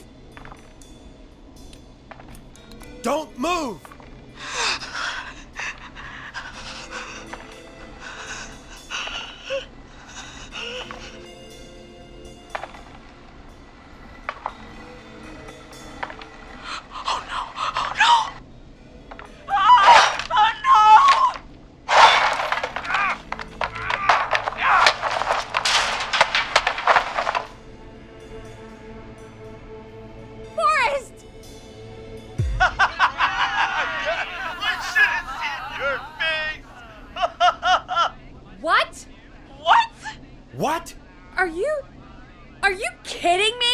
Okay, what the hell is going on here?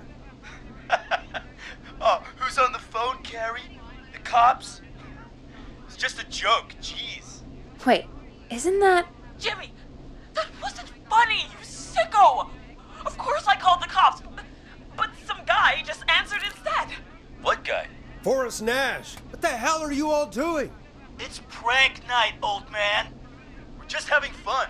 That's the kid! The kid who called in earlier pretending to be the whistling man. That's it. I'm out of here.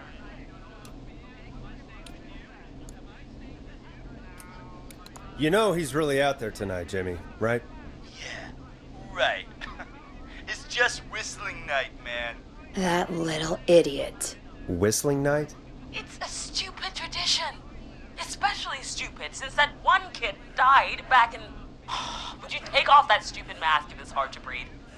Who's under there anyway? Is that you, Seth? Idiot! Seth is right next to you. That's,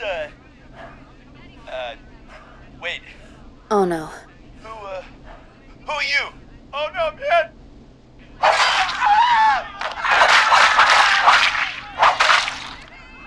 Everyone, get inside!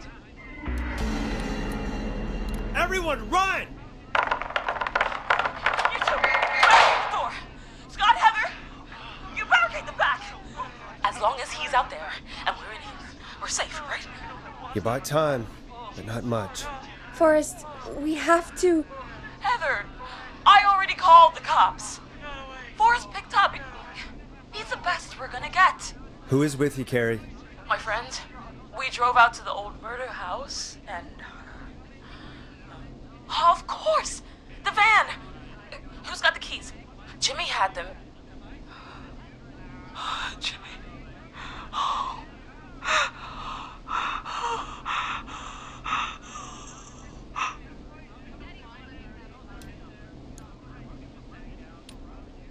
I'm sorry about Jimmy. Thank you. This is crazy, Forrest. We'll figure something out. Between all of you, there's gotta be a way to beat this. Just sit tight, okay? Heather, shut up. If we do that, we're gonna get killed. If only Jeannie were here. Jeannie? Jeannie McPherson? Our intern Jeannie? Yes. She's my best friend and the smartest one out of all of us. She stayed in tonight. Forrest, listen. We'll see what we can come up with, and, What? Scott, you're not any good at... And... No, Chad. Out of all of us, you're not the one to... Oh. Everything okay? No. We're figuring out a plan, but everyone's volunteering to do things they're just bad at. I think we can figure out what to do, but I don't think we can agree on who should do what. I think you'll have to be the tiebreaker, or else these idiots are gonna get us killed. But Shut up, you... Ugh. Forrest, I'll call you back. But I don't know anything about your friends.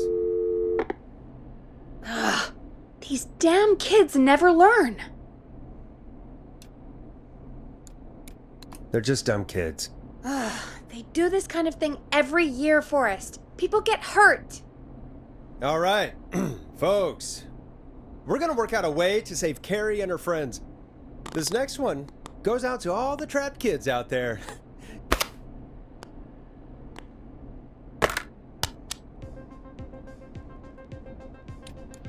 Hope you enjoy this one as much as I do. Peggy, you mentioned something about their friend working here? An intern? Yeah, Jeannie. Seems a nice enough girl, but a bit head in the clouds, you know? Not sure why we took on an intern. We really didn't have the office space for one. Poor thing got tucked away in a dark corner somewhere downstairs, I heard. All right, I'll go see if I can find her desk. Hopefully she has something we can use.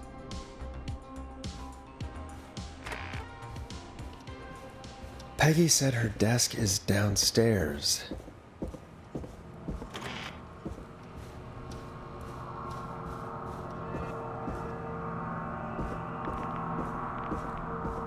Jeez, they really tucked Jeannie away.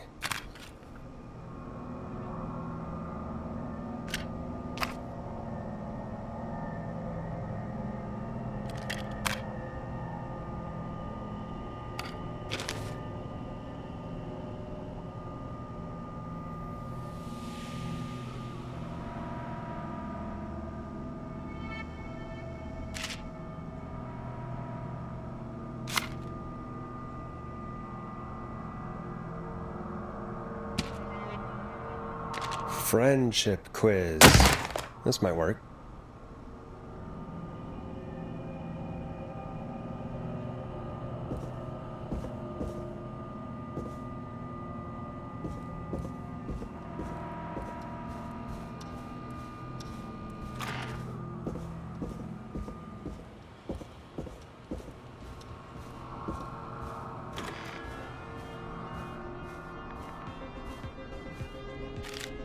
Hey, you find anything that'll help us out? Yeah, I found a friendship quiz with all these kids on it.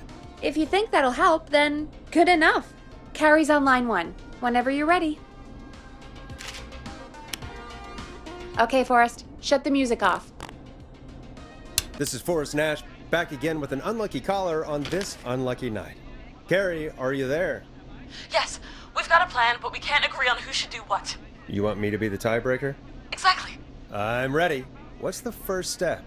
Okay, first things first, we'll need a spotter. Someone who can keep an eye on the killer. We'll need someone on the roof. It's gonna be a hard climb. We're deciding between Heather, Kyle, and Hot David. Heather's got this. Yes, Heather, he picked you.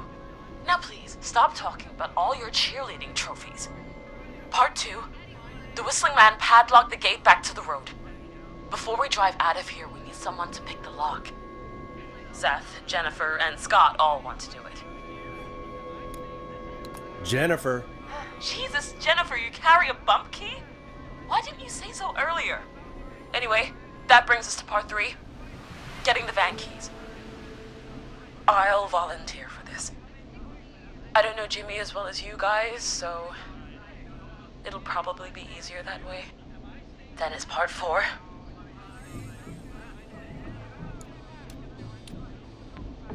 His plan is, well, it's ambitious. Thank you.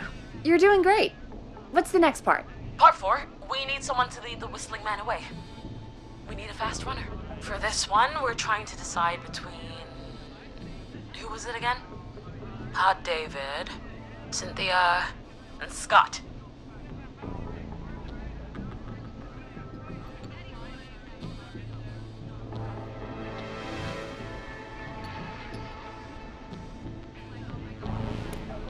Hot David. Yeah, you spend a lot of time running shirtless. You got this, Hot David. Sweet. Okay, let's recap. We get the eyes on the roof. A runner distracts the killer while we grab the van keys and pick the lock on the gate. Now the tricky part. The getaway. Ooh, what's the plan there? Well, we can't all outrun the Whistling Man. But he thinks we're just a bunch of stupid teens. So, let's use that against him. Part 5. We trick the killer into a trap. Someone can pretend to be injured. Who would make the most believable bait? Who you got? We got Lisa, Tammy, and Cynthia.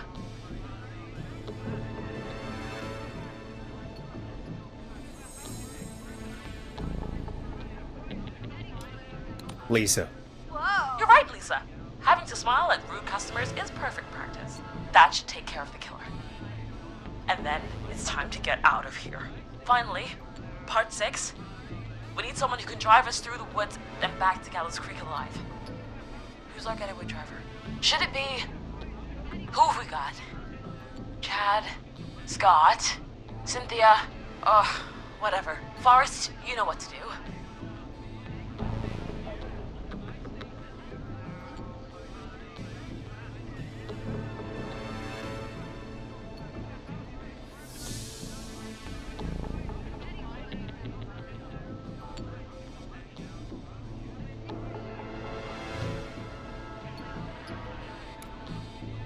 Chad. Perfect. Your go-karting experience will be great, Chad. Thanks, Forrest. We'll just take a few seconds for ourselves, and then it's go time. Sounds good. Talk to you in a sec. Good luck, Carrie. That actually sounded like a pretty good plan. I hope you're right. Yeah, let's hope.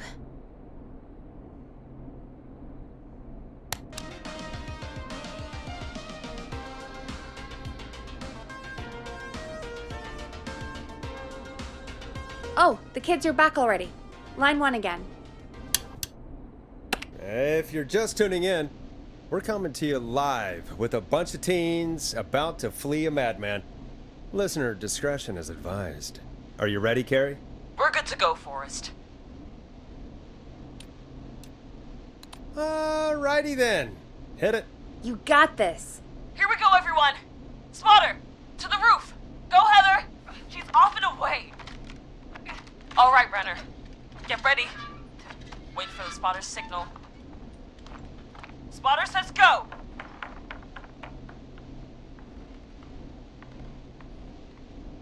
He took the bait. Lockpicker, go. I'll get the keys off Jimmy.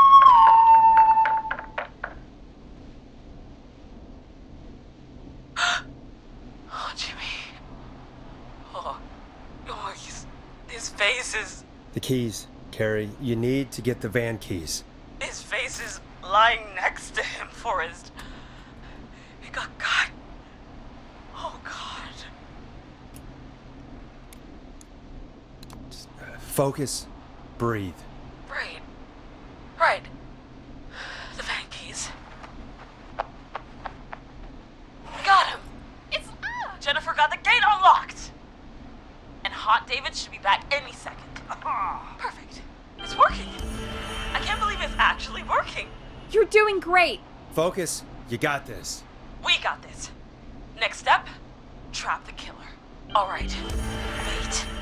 Get into position. Everybody else, hide.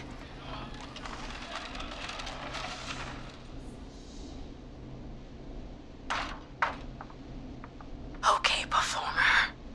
Now, act like your life depends on it. Oh. There he is. He's buying it.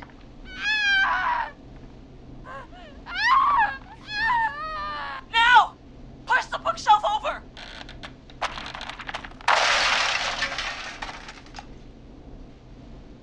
Oh my god! He went through the floor! Spotter! You need to climb down now! We gotta go! She's coming down. And yes! Heather! Quick, everyone to the van. Driver, take the keys.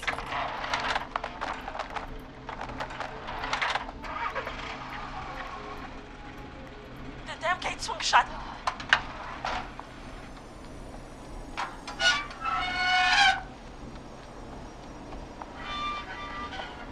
Huh? What? It won't stay open. I'll hold it. You drive through. Carrie! What was that? It's a whistling man. Drive! Now!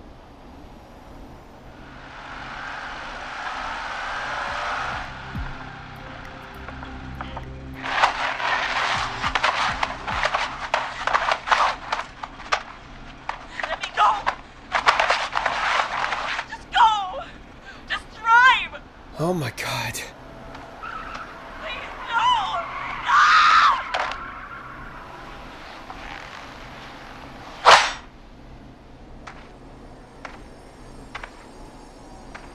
Carrie? He just stared at me. Carrie! Carrie? Just stared at me and walked into the woods. I don't understand. Thank God you're okay. Can you get somewhere safe? I can make it home. Thank you both for helping. If you hadn't, It was your plan, Carrie, and it was a great plan. It was really all you, Carrie. Still, I need to get home. Breathe, Carrie. You're okay now. I'll call you when I'm somewhere safe. Talk to you then. Folks, that was a lot. Our thoughts go out to Jimmy's parents in this awful time. For any kids listening in, please stay inside and stay safe. And parents, hug your kids extra tight tonight. Here's a song for the girl walking home in the dark.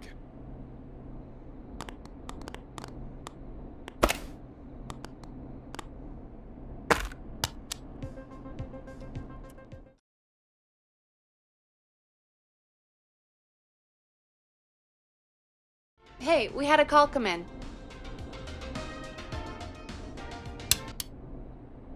Forrest Nash here. Listeners, we've got another caller live on 189.16, The Scream. What's on your mind, caller? Hey, Forrest. I just wanted to phone in and say that I think I speak for everyone when I say that you're providing a real service for Gallows Creek tonight. It's cool what you're doing, man. Well, I'm just doing my job, friend. Anyway, tell me about yourself. What's your name? Are you keeping safe tonight? Yeah, man, I'm good, thanks. I'm at my roller rink, trying to get everything ready for the Harvest Festival tomorrow. I had a guy from Starling Security here earlier installing the Starling 4000 system, so I'm a little behind. As for my name, my friends call me Roller Ricky, and I now consider you a friend, my man. We're friends now, huh? Well, that's kind of you to say. Thanks. Yeah, man. Sounds like roller skating is more than just a job to you. So is this vocational? I wasn't always Roller Ricky. Once upon a time, believe it or not, I used to go by just Ricky. Yeah, back then, things were pretty rough. I used to roll with a bad crowd. Not all bad, but there was this one guy. Anyway, some bad stuff went down.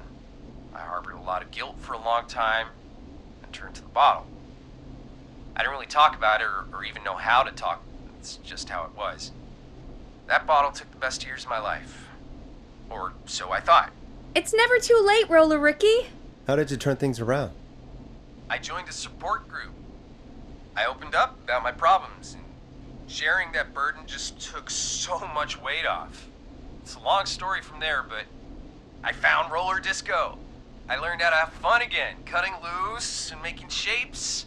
Now whenever I get down, I get down. I'm finally free from it all, man.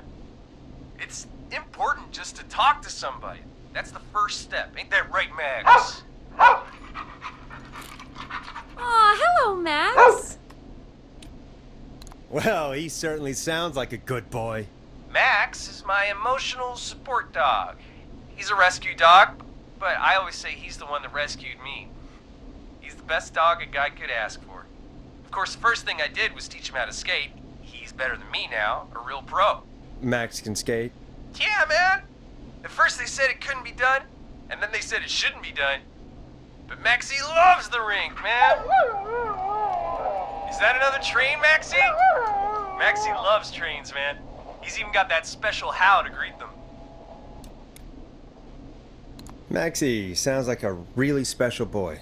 Maxie appreciates all the positivity you're throwing out, my man. You know, I'm actually hosting free skating lessons tomorrow at the festival. I think it's a great opportunity to give back to the community. Man, all this talk of skating's got me itching for a boogie. Before I switch my radio off for the night, could I request a song for us? Something I can groove to, you know, something funky. It'll be me and Maxie's final boogie breakdown tonight. Then I think we'll take it down a level. I can do that. Thanks again for calling. You and Max, be safe now, okay? Bye, Maxie. You got it, man. Peace. Well, folks, this next one goes out to Roller Ricky and Max. Enjoy.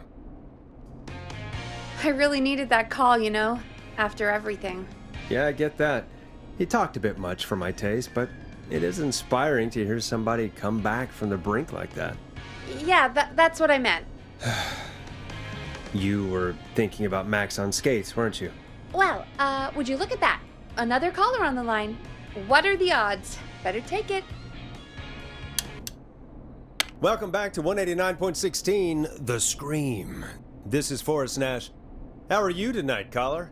I'm doing okay. I made it home safe. Carrie! Hey, I just wanted to thank you for doing what you could earlier. You know, even though we lost Jimmy, and I don't know. Hey, it's okay. You were so brave earlier. You're safe now. I wanted to ask you why he didn't. Why am I? Why what, Carrie? Why did he spare me? After what he did, why let me go?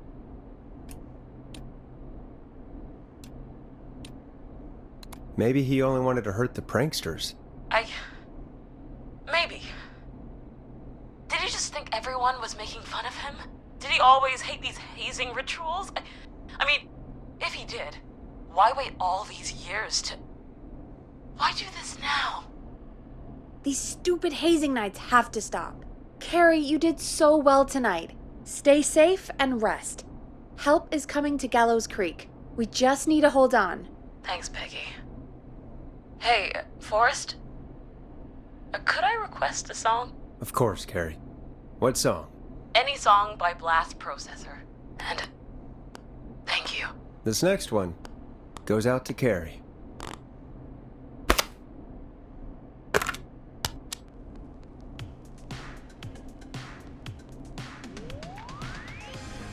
You know, what Carrie just said has really got me thinking. About what? The whistling man left her alone. Why? There must be a reason. When it comes to masked whistling killers, I don't think a reason is a key part of their process. Well, it's something to consider. I need to take a break. If you want to stretch your legs, now's the time. Just hit the Peggy button when you want to get back on air.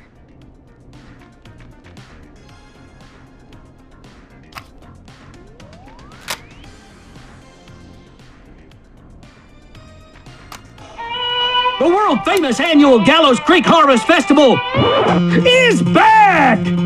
We got it all out on Giblet Field. We got the Little Miss Harvest Pageant, Princess Harvest Pageant, Harvest Queen Pageant, cotton candy, corn dogs, cornhole, corn on the cob, crokinole, country music, can jam, jams, jellies, jamborees, juggling, roller rickies, roller disco lessons, praying.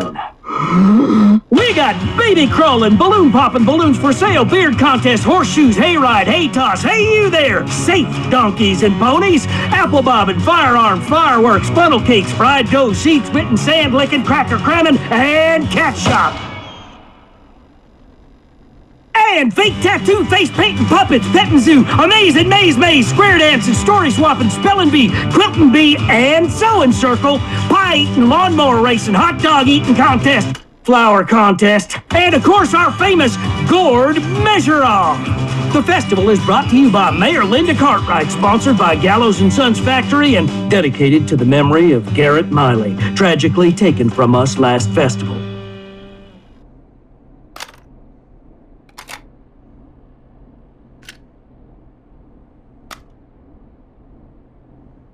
Let's get going, Peggy. Alrighty, we could run another segment or... Scratch that, Forrest. We have a caller. You're through to 189.16, The Scream. What's your emergency? Hello again, Forrest. Oh, that call with the teens was awful. Those poor kids. Still, I'm glad the girl didn't get hurt. Thanks for your concern. Are you in trouble? What's on your mind? I wanted to ask you again to play my song, Forrest. You said you were gonna play it, but you didn't.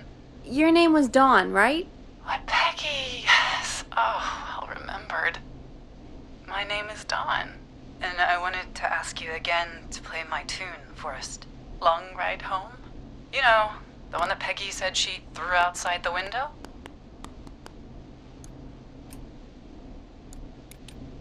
But we don't have that song. As you just said, Peggy threw it out the window. But, Forrest, you do have it. It's just outside the window. There's a serial killer on the loose. I can't just go outside hunting for a record. I'm really sorry, Dawn, but we just can't get it right now. But wasn't the Whistling Man just at the old murder house? That's miles from the station. It won't take you a second to grab it.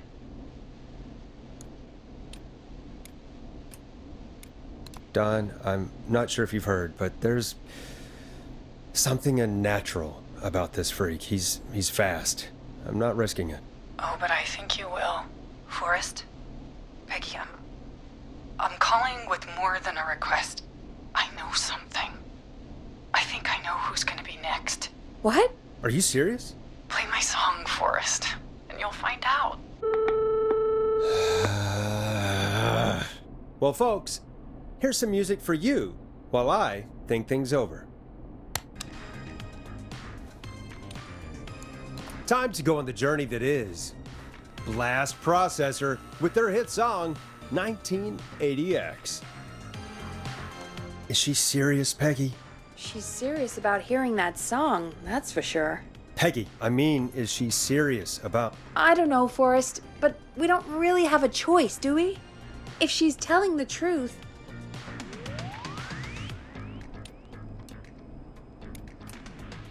Then why don't you go and get it? It's one of Reggie's KFAM regulations. I can't leave the booth while we're on air. Peggy. Just... you can do it, okay? Fine. You're a good man, Forrest. I'll slide you the key to the fire door. Wait. Our fire door has to be unlocked? Yeah, it... You know, I never thought about it, but yeah. We should talk to Reggie about that later. Anyway, I'll hold the fort down while you're out. Maybe I'll even get a caller. That could be exciting. 189.16, The Scream. With me, Peggy.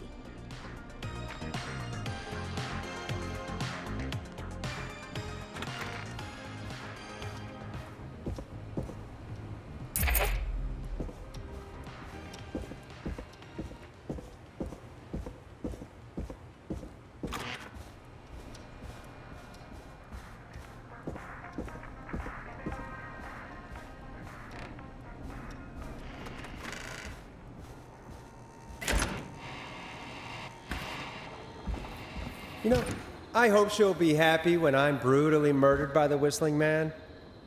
Out here, in the open, alone.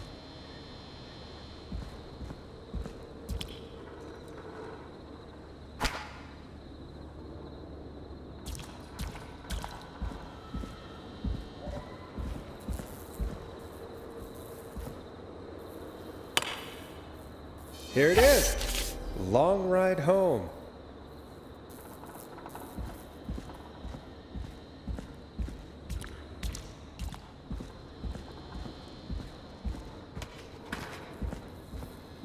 Of course, it locks behind me.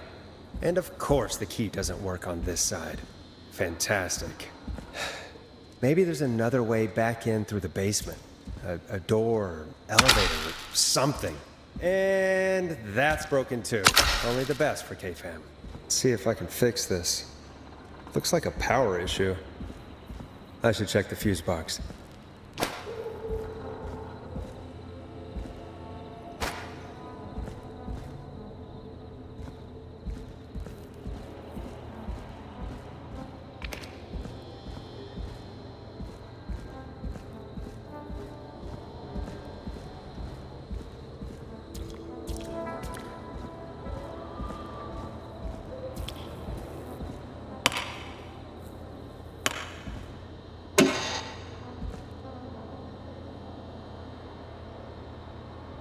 Looks like I'm gonna have to hunt around for some new fuses.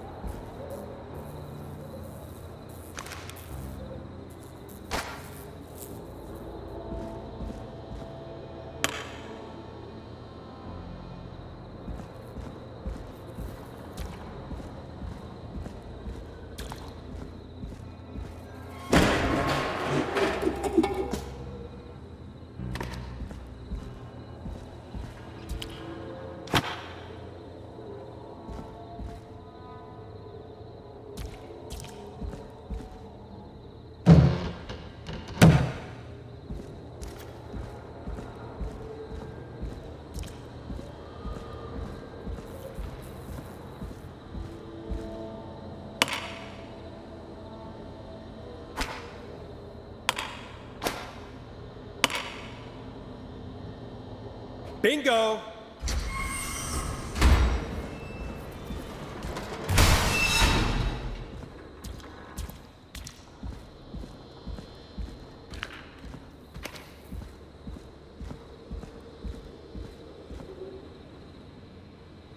I could probably survive that fall.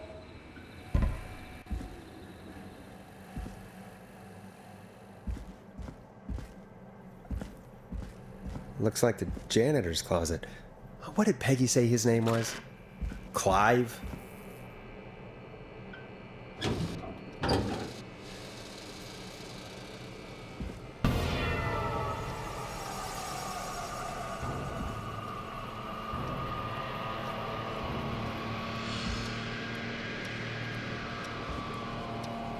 What the hell? Peggy is not gonna believe this. Oh, there's a key. I'll just take that. Might be important.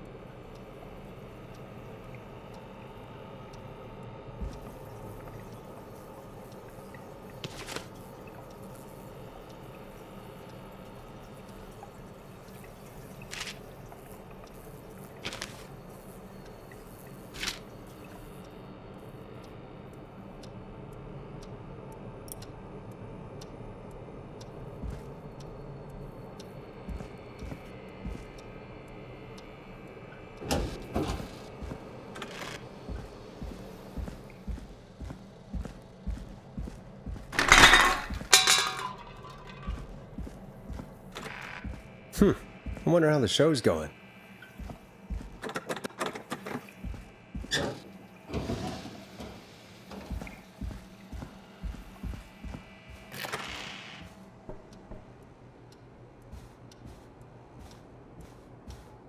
Locked.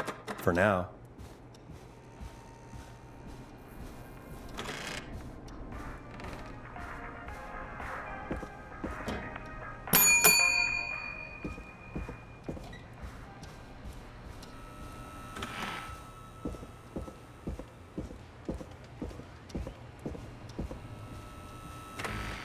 Isn't that such a good song, folks? And now for... Jesus, Forrest, you've been gone for ages. I thought something had happened. Something did happen.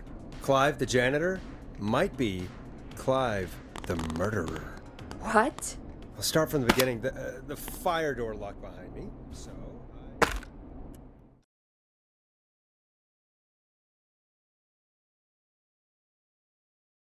Why did you heave that thing all the way up here? Because the basement's creepy as hell, and I don't like standing around down there. Fair. Alright, let's run through this again. We have a creepy board you found in a creepy basement, made by our creepy janitor, who you think is the creepy whistling man. Yep. And on the creepy board are the names Chuck Brody, Kim Walker, Rebecca Allen, and Aunt Williams. Correct. And you think one of these people will be the whistling man's, Clive's, next target. That's right. And we've got to find him. You said there are 4 locations listed there too? The hospital, the power station, the gas station, and the trailer park. Clive must think the target is at one of those locations. Forrest, you're gonna have to figure out if any of the potential targets are at one of these locations tonight. Hit the button if you need any help.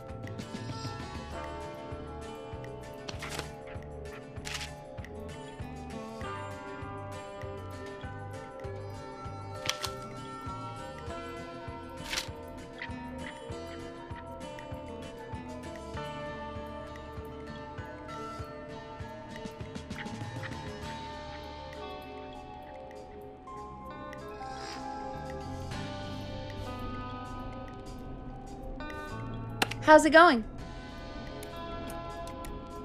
I'm ready, Peggy. Are you sure? We've only got one shot at this. I'm sure. Let's do this. Okay, name first. Who do you think the target is? Chuck Brody. And where will I find them?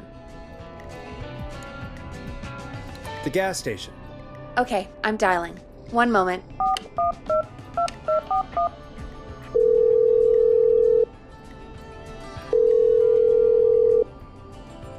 Hello? Chuck Brody! Listen, I know this sounds crazy, but we have reason to believe the Whistling Man is coming for you. You need to get yourself and everyone else out right now. The Whistling Man? Who the hell are you? Who is this? This is Forrest Nash. Listen, the Whistling Man's back. We found a list with your name on it, and... Oh, God. It's today. The year I finally let myself forget. Quit talking and run! I think he ran off. Well, fingers crossed that Chuck... Jesus! It sounds like something blew up! He's using bombs now? Is Chuck? I don't know. Hang on, we're getting a call. Hello? Chuck? Chuck! Forrest! The whole goddamn gas station's gone up. Is anyone hurt? I don't think so. I got everyone to follow me out. The town's only ambulance was blown to hell, though. Yeah, damn it, that fireball threw me. I've got to get to the hospital. I'm not feeling great. Forrest, man, I can't thank you enough, but yeah, I gotta go. Wait, damn it, we lost him. What was that about today? Oh, Forrest, the call board is lighting up. Get us into some music while I deal with this. Careful with this next track, listeners. It's dynamite. Forrest!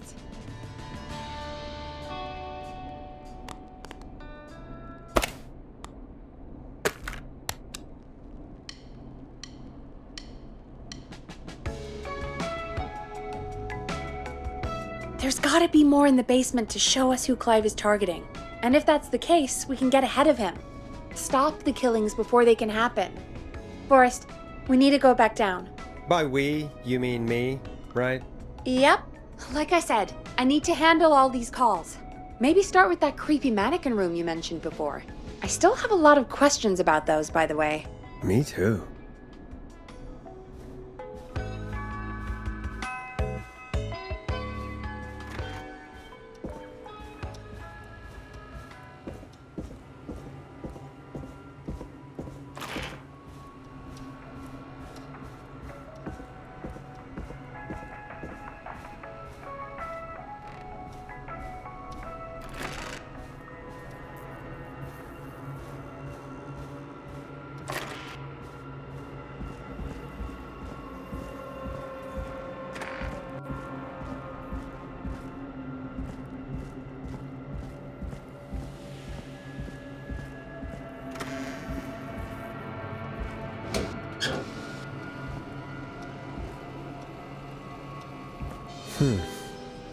A key?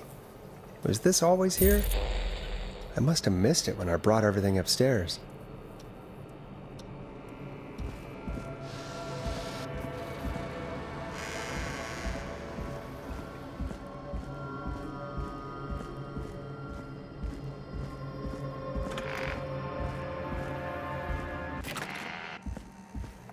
Hey, Forrest! Peggy, give me some warning before yelling down the intercom? Sorry. Buzz the intercom when you find something and want to discuss it.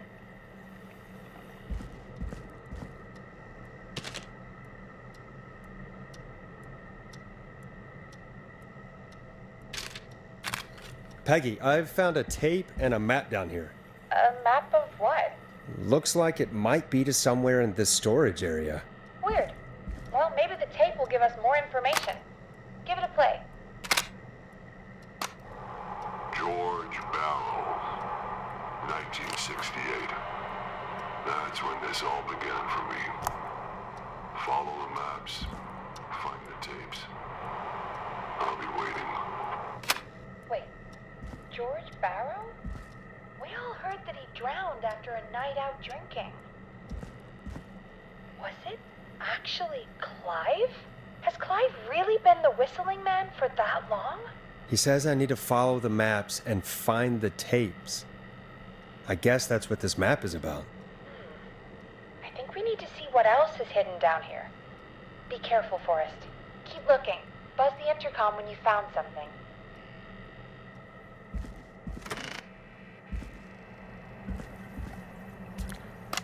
Time of autopsy is 7 a.m.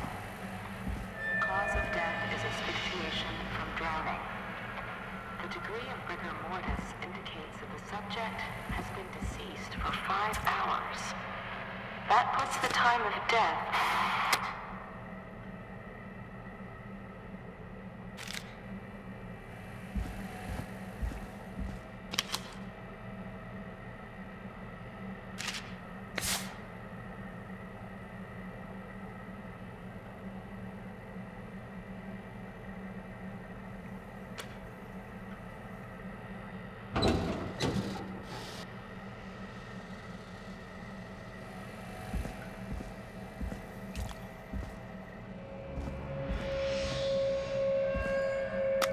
Small lacerations to arms, legs, and face, typically obtained by running through foliage. Severe blistering to the feet, as though the deceased had been running without This looks stop. useful.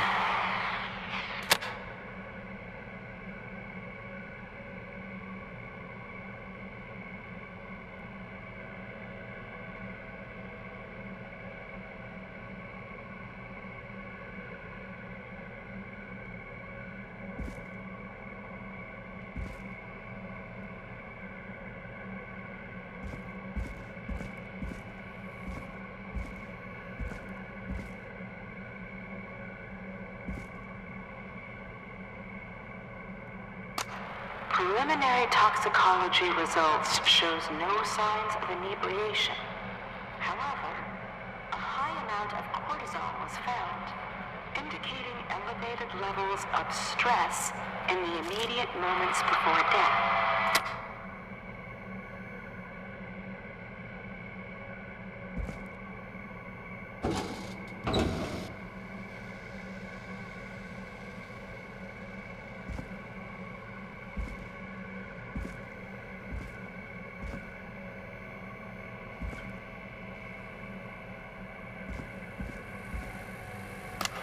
Additionally, there appears to be a post-mortem injury to the arm.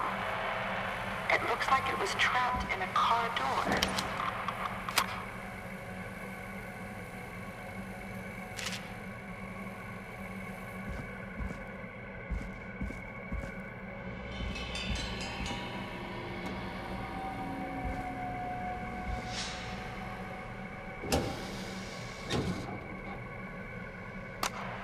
It is the coroner's opinion that the subject This has to be important. feared for his life and was chased, resulting in a fall from a height into a body of water, where he hit his head, was knocked out, and drowned. Following that, he was moved.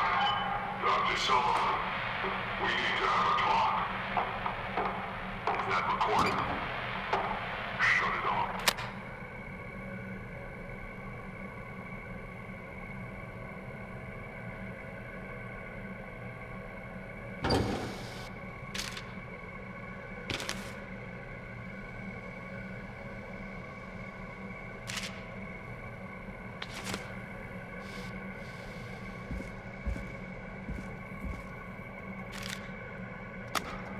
If you're listening to this, then I'm probably dead. What the? I'm a man who likes to stay informed. I've got subscriptions to newspapers all over the country. A few weeks ago, I noticed headlines cropping up in those papers, one after the other. Each headline about a murder. Each murder, the death of someone I knew almost 20 years ago. And each one drawing closer to Gallows Creek. Drawing closer to the anniversary. None of us are innocent, but I don't think we deserve killing. All I hope now A new vinyl for is my that I can collection. save some folk from the worst. And I can. I don't know. Do something to make up for what I did back then, I guess. I didn't kill anyone, mind you, but that's past mattering. Now, there's more I could say, that I should say, but my employer made it clear that my family would pay a high price if I ever spoke out. So, hopefully I've said enough for you, listener, whoever the hell you are, to start putting the truth together. What the hell? Peggy is not gonna believe this.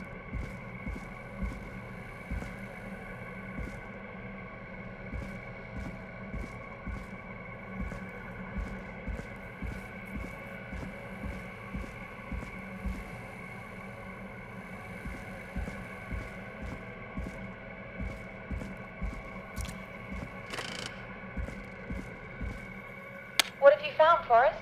It's an autopsy tape. Doesn't say for who, but I think it must be for George. Poor George. He was so young. Something's bugging me, Peggy. What do you mean? I swear I recognize the voice of the woman talking on the tape. I just can't place it. Seriously? Do you think you've met her before? I don't know. I mean, I just got here recently. I don't know. Found another tape. It talks more about how George died. What did it say? It sounds like he was running for his life.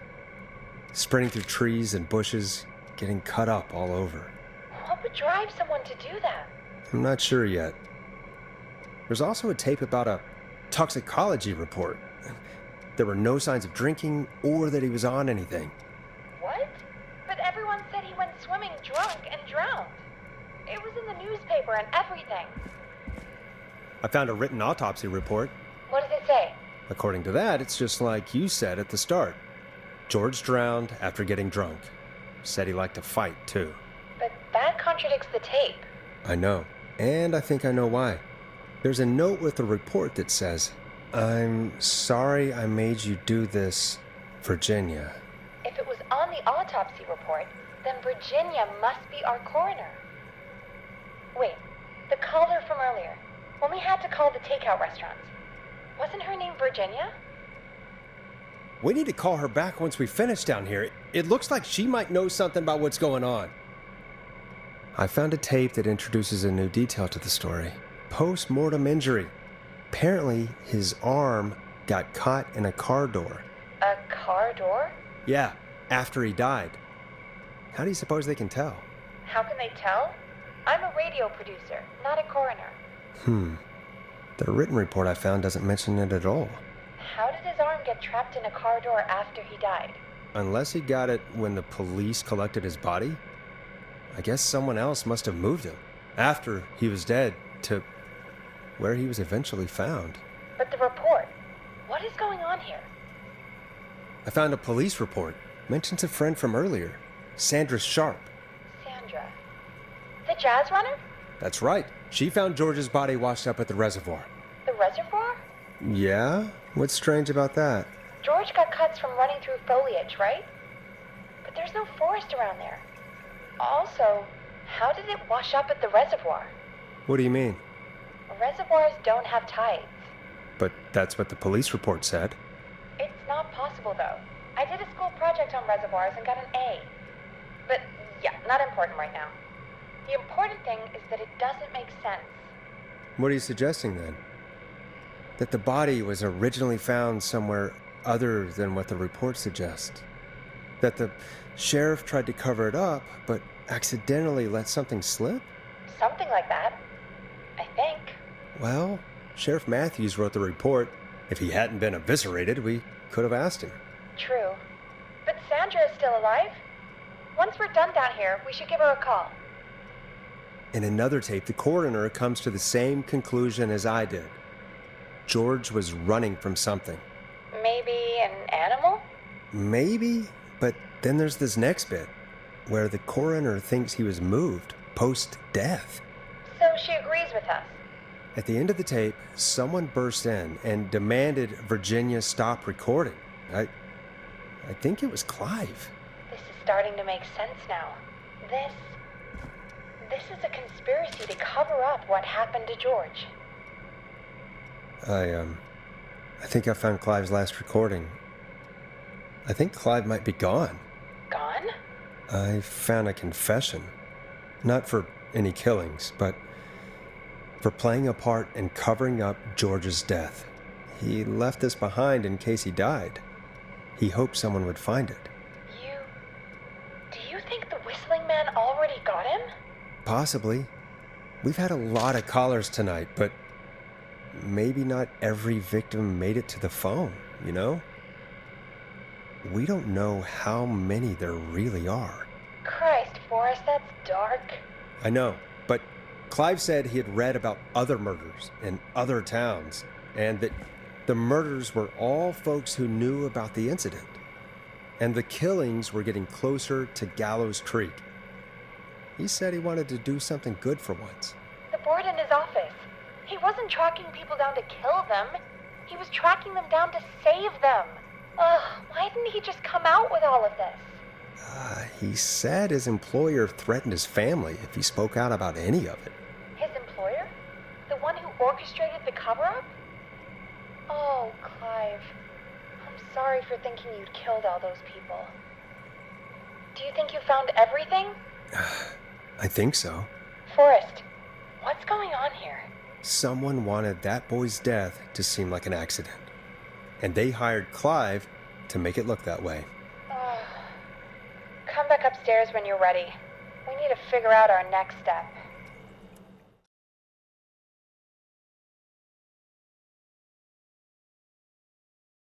Thank God you're back, Forrest. I've been running out of stuff to pad our airtime with. Peggy, you work in radio. Forrest, I'm stressed. I mean, really. How are we supposed to keep a show going with all this happening? Beats me. But we gotta do it, and we're going to. You're right. So, what's the plan now?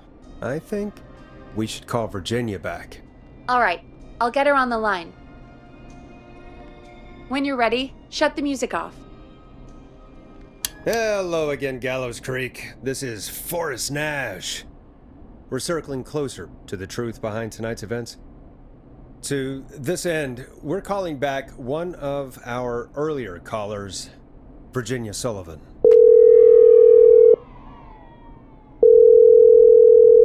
Fratman Plunker here? Who's this? Is it you? Goose? Plunker, it's Goose. Goose! Where are you? Get your ass here! The party has moved! Oh, cool. Where's it moved to? This old lady's house. She's pretty cool, though. Dude, she said we could raid her liquor cabinet if we stayed and protected her. Of course, we're not drinking anymore. We're staying sharp in case that whistling turd turns back up. The old lady might need our help. Of course, man. Of course. Hey, could you put me on with the old lady? You know, to check if it's cool for me to drop by.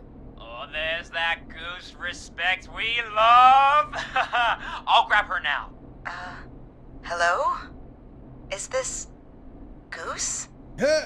Hey, Dr. Sullivan.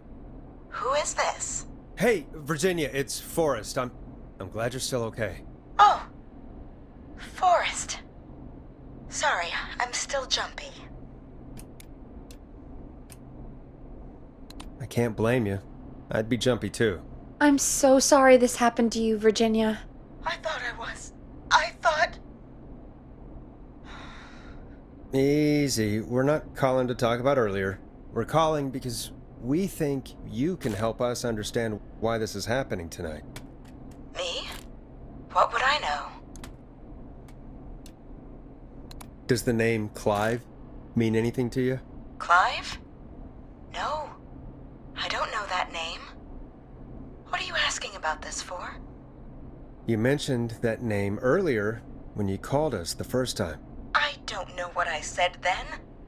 I was petrified, Forrest. Clive's the janitor at our station, and we know you spoke to him in the past. Forrest, please. You don't know what you're doing. He'll come for me. Virginia, it's okay. Clive won't be coming after you. We think Clive's dead. Dead? But isn't he? He's the whistling man, Forrest. We found evidence to the contrary. But it's true. And we found your autopsy reports for George Barrow. How? I saw him destroy them. Well, he didn't. I don't know if he kept them or made copies or what, but we found them. And we know it's related to what's happening tonight, which is why we called you. Why did you write a false report? All right. One day, I came into work to find a boy on my slab. And as I finished the autopsy, this man, Clive, he just burst in. And he started making demands to give over the reports, to falsify what I found. Of course I said no. But, well, when someone wants to make you do something, they can use the carrot or the stick. For me, he used both. You see, my sister is sick. She has a chronic condition that's never going away. It's expensive to treat, and it was getting to where I couldn't afford it. And Clive promised me that his employer would pay for my sister's treatment if I did what he said, and that if I ever spoke about this, he'd beat me to within an inch of my life. I don't know why he had me do it, but my sister needed me. You have to understand, she needed me. We understand. Thank you, Virginia. That was brave. God, I just want this nightmare to end. This will help end it, Virginia. Thank you. Stay safe, Virginia.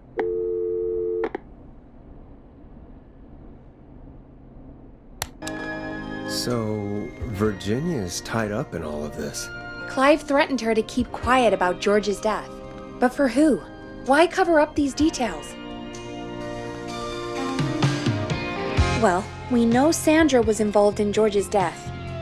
Do you want to call her? I do. All right, but before we go asking questions, I think we should know what we want to ask. Is that fair? Yeah, we need to ask her about finding the body.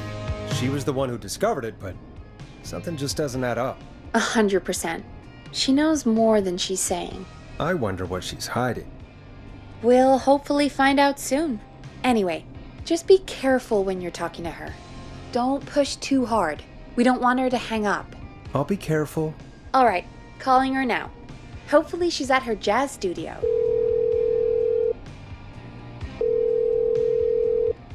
Aha! Forrest, you're through.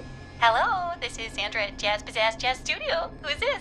Hello again, Sandra! It's Forrest Nash of 189.16, The Scream. And you're live on air.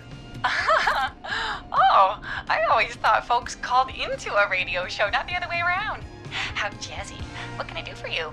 Well, we're trying to understand what's behind the attacks tonight. We had a few questions. Why, Forrest, of course. Heck, after the way you saved my life, I'd say yes to just about anything you asked.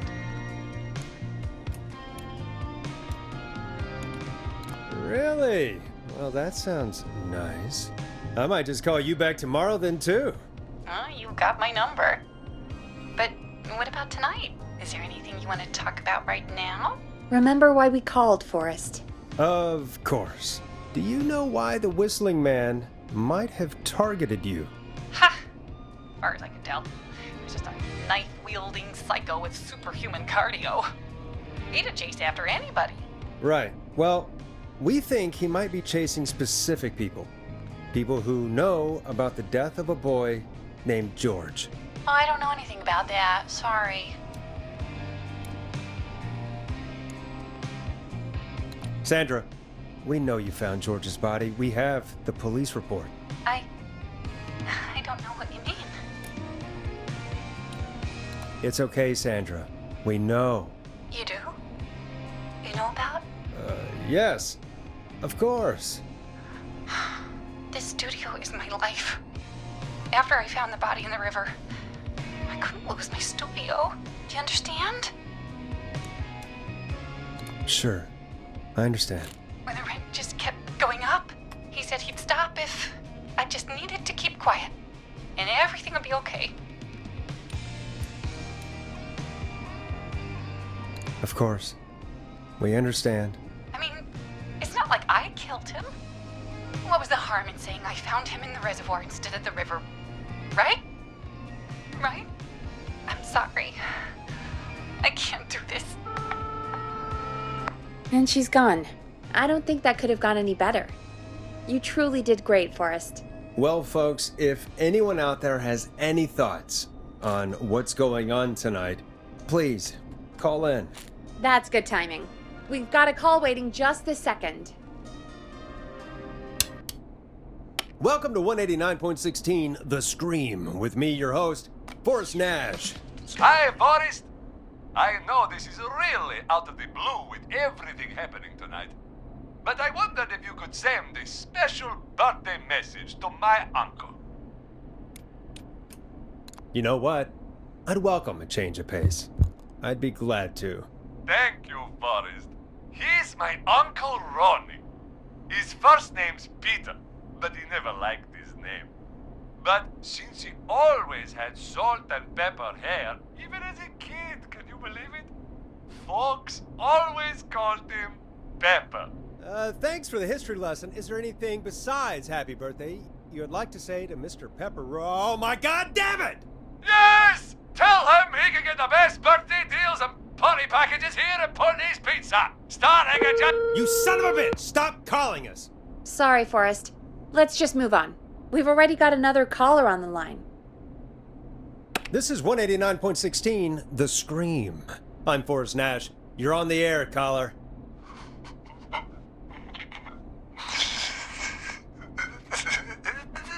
Caller.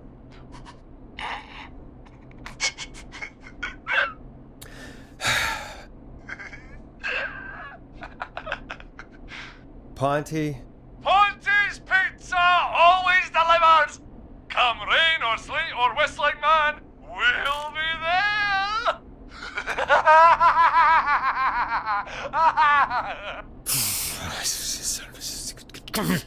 Forrest? Forrest? Are you okay? Forrest? I hope the whistling man gets him with his own pizza slicer. Jesus, Forrest? Sorry. That was too much. It's okay. It's been a high-stress night. Don't worry about him anymore, okay? Not for tonight, anyway. I think he's spent for now. We've got another call, whenever you're ready. Folks, don't spend your money at Ponty's Pizza. That's all I'm gonna say about that. Moving along, I'd like to welcome another caller to 189.16 The Scream, with me, Forrest Nash. Who, may I say, is calling? Well, hello again, Forrest. Dawn. Dawn? We played your song, Long Ride Home. Did you hear it? Can you tell us? Never mind that now. First, I'm calling because I need your help. Are you in danger? I sure am. Do you mean Yes, he's after me now. you? I think so. He must have heard me on the radio helping you. Helping? You didn't exactly help. Maybe I've been helping more than you know. I was out following a lead, trying to work out who would be next, after Chuck.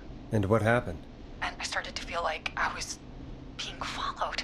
I came back to my apartment building, but this newfangled security system has me locked out. I need you to help me get inside. Don't you have a key to get in?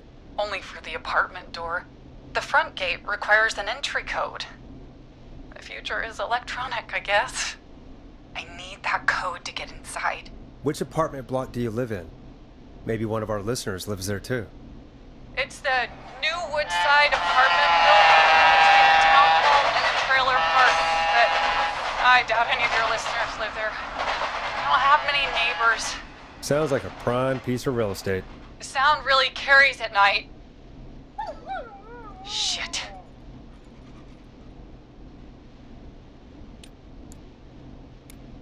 Is that a neighbor's dog?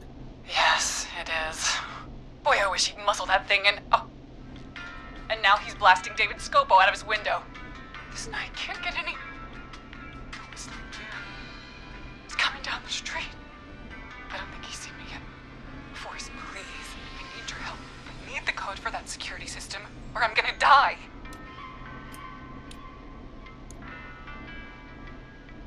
What's the name of the security system?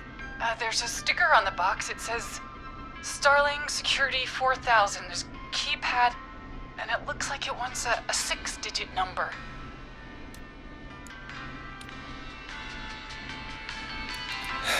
We'll see what we can do. Thank you, Forrest. Yeah, of course. Don't worry, Don.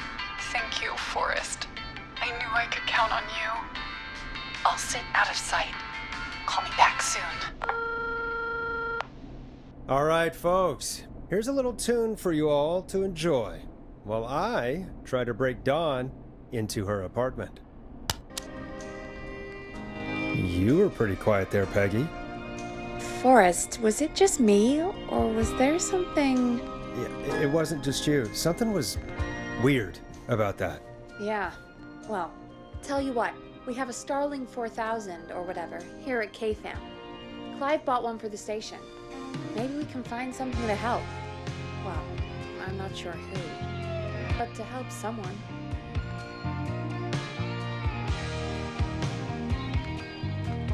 Okay, so she's locked out of the Woodside Apartments, and somewhere, Clive probably has the papers for the Starling 4000.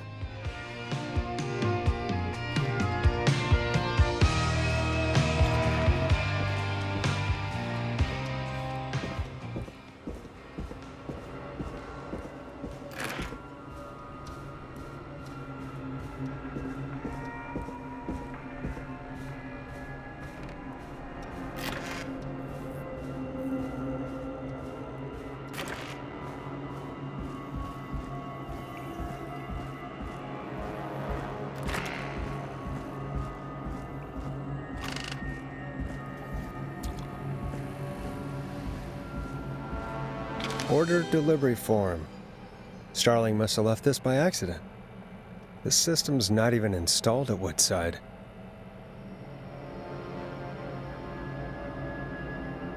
Starling 4000. User manual. Ah, these codes should come in handy.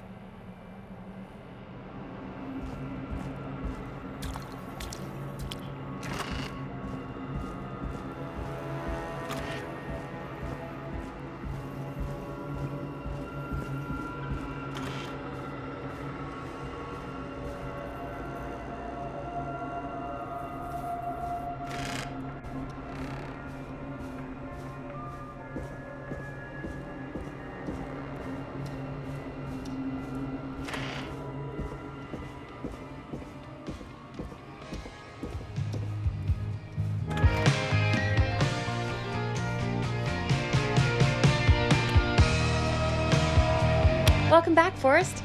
Find anything? The Starling 4000 security manual. It's got a bunch of codes. Good. And did you find anything else?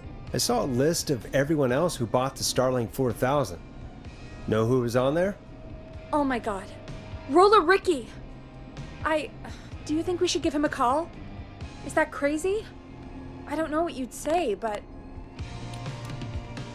That might be a good idea. Okay, one moment. I got the number here. Patching you through.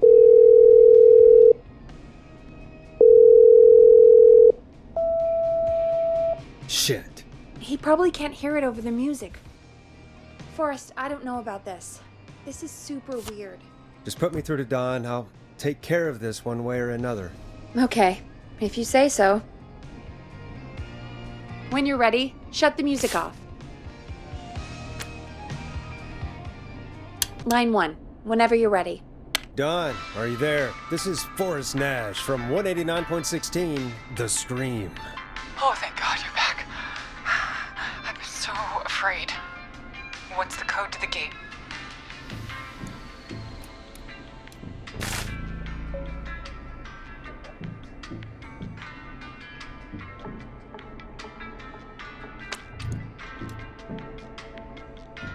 The code is 191519.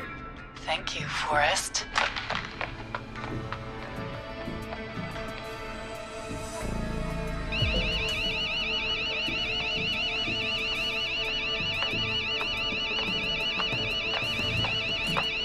Son of a bitch. Ah!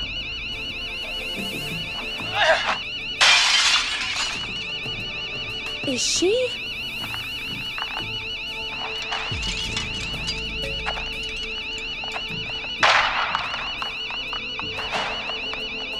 Yeah, stay out! Nobody disrespects the sanctity of the ring! Don't ever come back here again! I'm calling the cops! Thank God. Hello? Is someone there? Ricky, get back inside and turn on the radio. Whoever that was, she was trying to break into the ring. She? Forrest, man, you got no idea. That was him! That was the whistling man! The alarm gave me just enough time to get my rifle. I don't like hurting folk, but I can't let anything happen to Maxie. He's my best friend, you know? Listen, man, I'm heading back inside. Gonna barricade that window. My man, thank you. You and Peggy can skate for free whenever you want, forever. That's a done deal. Thanks, Ricky. Can't wait. You got it. Talk to you soon. Okay, Gallows Creek, here's some music while we process what just happened.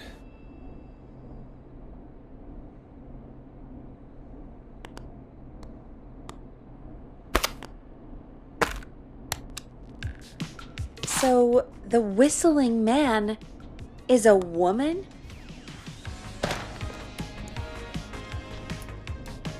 I had my suspicions. Yeah, sure, Forrest. You just never mentioned it. She called up. You spoke to her multiple times.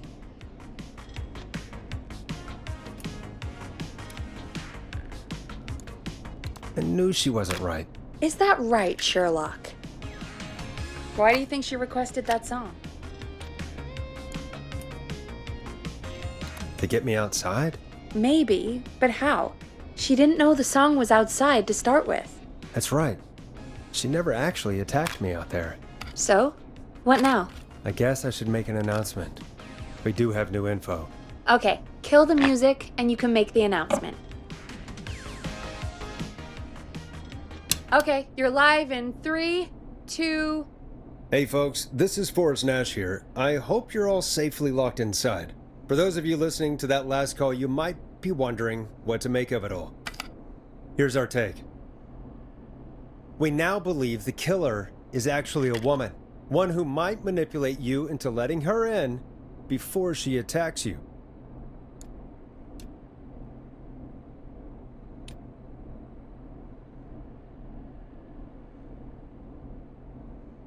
I'm sad to say, but it's time to trust no one. The killer was calling themselves Dawn. This could be a fake name. If anyone needs help or you have info on the killer, please call in. You folks have my new number, right? It's 911.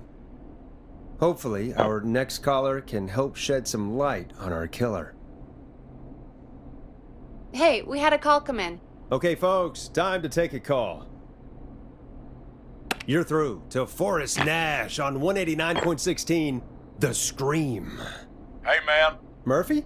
Damn straight. What's going on, Murphy? You in danger again? Nah, man. I've just been listening to the show here at home.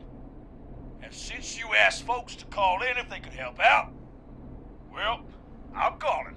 I don't know if I can say as much as other folks have, but I figure I wouldn't be a good role model to Fernando if I didn't try to help, you know? You're a good father, Murphy. Absolutely. Fernando's a lucky kid. Oh, thanks. So, what do you want to know? Well, what can you tell us? I don't know, really. All right. Well, do you know anything about the death of George Barrow? Absolutely nothing. Okay. What about the killer herself? Herself? Man, I didn't get my ass kicked by a lady. The man I went toe-to-toe with was a man. You heard the last call, right, Murphy? Yep. So you know it's a woman, and you were trained by a VHS, Murphy. I know, but...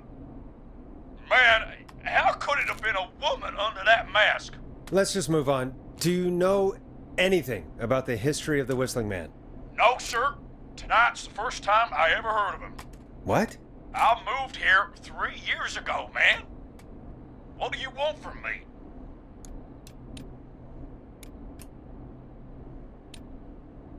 Hey, man, no worries. Just thank you for trying. Right. Sorry I couldn't help y'all more, man. Now, if you'd have asked me about gators... Forrest, we have a call coming in. Sorry, Murphy. I think that's all we've got time for right now. All right. I'll catch y'all with the gator talk later. Night. Well, folks, that was a bust. But perhaps our next caller has more they can tell us. Let's find out. This is Forrest Nash, and you're listening. Please help me. My name is Casey Moore. I'm at 25 Nancy Drive. My best friend's been stabbed. He's bleeding everywhere. I don't know what to do. Please help me. Easy. Take a breath. Relax. Okay. We'd been out at the reservoir. We were heading back to his place when we heard this whistling all of a sudden. He just started freaking out. He screamed at me, told me to hide. I'd never seen him like that, and I just panicked and ran and hid in a bush. Oh no. Forrest. Then what happened? He went up the road and talked to someone. I couldn't really hear or see anything. It sounded like he might have known the person, and they just stabbed him. Casey, was his attacker the Whistling Man? The who? They had a mask and wore all black? That's all I know. Please, we need help here. I'll get you help, but I need to know. Where did the masked person go? They left him to bleed out. I waited until they were gone, then dragged him into the garage and called 911. Wait, why didn't she make sure he was dead? I don't know. I think I heard them say something like, "It's not so funny now, is it?" before they left, but please, he needs to get to the hospital. I can't drive, so we need an ambulance. Forrest, the ambulance was destroyed in the explosion at the gas station. You should get all the info you can. Can you tell us where your friend was stabbed? They stabbed him in the stomach, and then stabbed him again in his leg when he was on the ground, and the knife is still there in his leg. What's your friend's name, Casey? It's Jason Parker. We'll be right back. Peggy, patch us through to the hospital. On it. Phoning St. Gabriel's now. Switch to line 2. Hello, St. Gabriel's Hospital. How can I help you? Hi, this is Forrest Nash from 189.16. We have a stab victim at 25 Nancy Drive named Jason Parker. He's been stabbed in the stomach and the leg. He's bleeding heavily. Oh God, I'm sorry. But the ambulance is, well, you know. I know, but please, we need something, or he's going to die. Forrest, listen, you're going to have to get him here. We need to see him, and we can't get there ourselves right now. We don't have any way to drive him right now. And even if we did, he's bleeding out fast. All right, listen. We need to buy him time to get here. That means stopping the blood first, and then finding someone to stabilize him. To stabilize him, you really need someone with first aid training. Do either of you have any?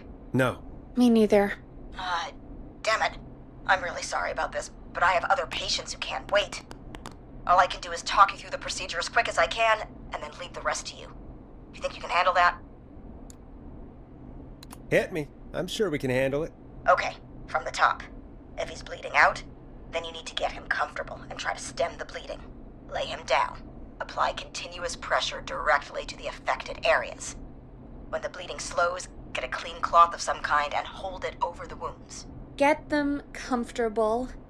Apply pressure. Clean cloths when slowed. Got it, I think. You said he was stabbed, right?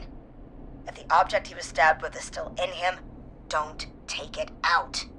It's stopping the worst of the bleeding right now. If anything, you should secure it so it stays where it is. I wouldn't have thought of that. It makes sense, though. God, that was a lot of info. But I think we can handle this. Glad you got it so far, because there's more to go. I'm still with you, Doc. What else do we need to know? If he's lost a lot of blood, he may enter shock. If he does, act fast. If you applied a cloth and it's bleeding through, don't remove it. Just apply another on top of it. If it's safe, elevate his legs to get blood circulating to his vital organs. Try to keep him warm. Get him to rest and reassure him. We need the patient to stay calm. All right, don't replace bandages, elevate his legs, keep him warm and calm. This is a lot. I'm really sorry. That's as much as I can give you right now. Try to stop the bleeding, find someone to get him stabilized, and get him here as quick as you can. Good luck. All right, Forrest. Casey's still on line 1. Hello? Hello? Forrest, are you there? I'm here. How is Jason doing? Badly. He's still bleeding. I need help. I've been putting pressure on his stomach wound since you left, but he's still bleeding. I don't know what to do. That's good, Casey. The nurse said to do that. What about the knife in his leg? It's gotta be hell. Should I pull it out? No, don't touch the knife. The bleeding will get worse if you pull it out. Are you sure? I'm sorry. I'm gonna stop making suggestions.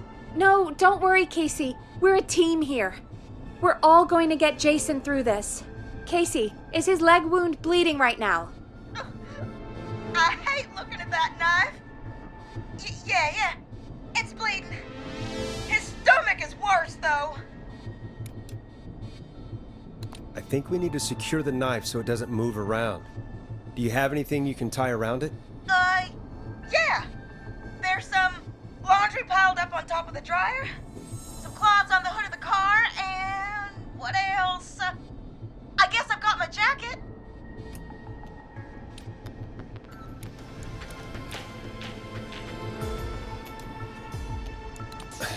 Look in the laundry for something like a towel or a shirt.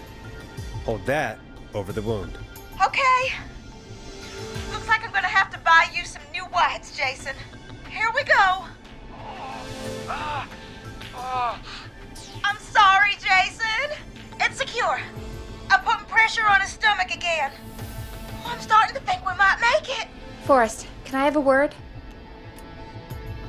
Casey, I'm gonna have a quick word with Peggy. Keep putting that pressure on and let us know when the bleeding is under control. You're doing great. But what if something happens? We'll still be here. Just shout if you need anything, and we'll be there. I promise. Okay. I'll wait. Jason, please be okay.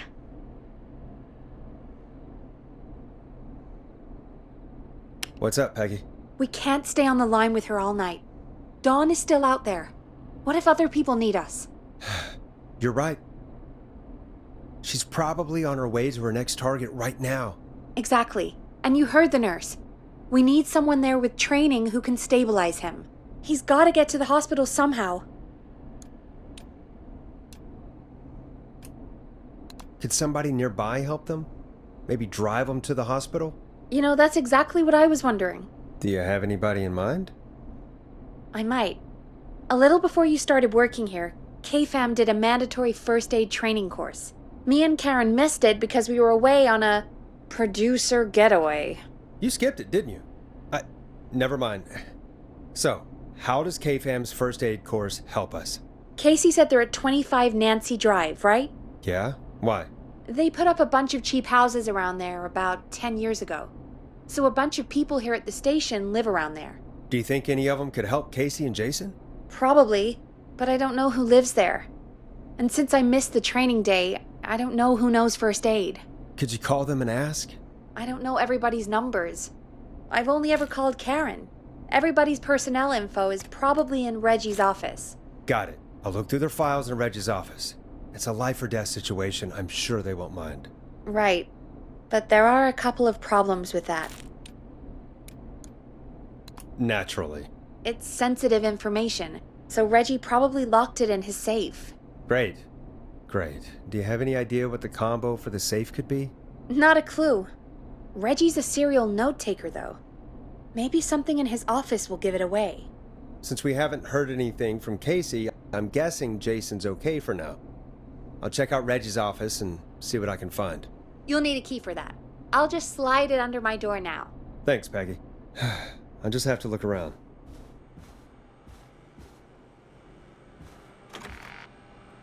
Good. I'll patch my mic down to the office, so you'll hear me over the intercom.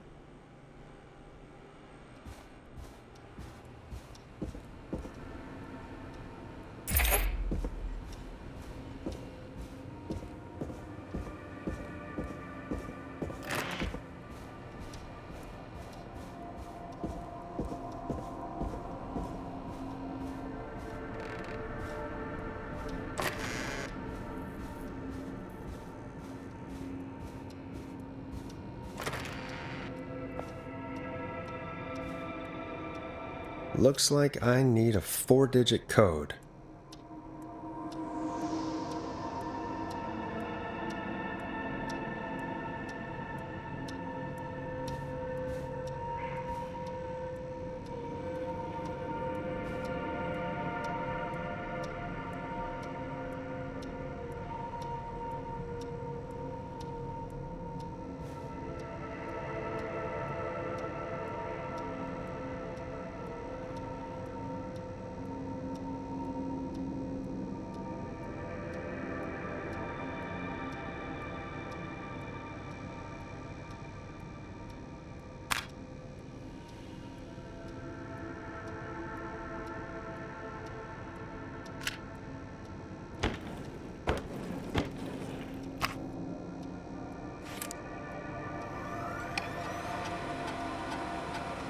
Could this be it?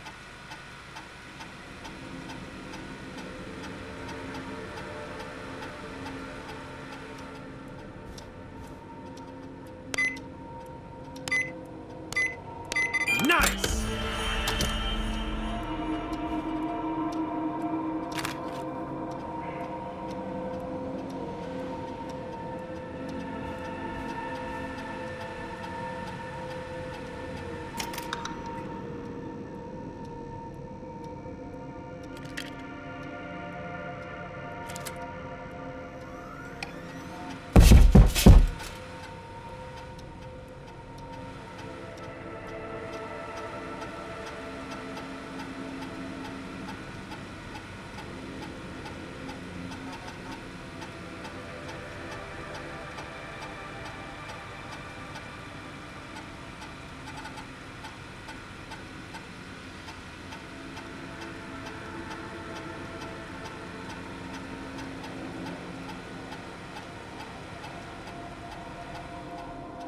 Hey, Peggy, you there?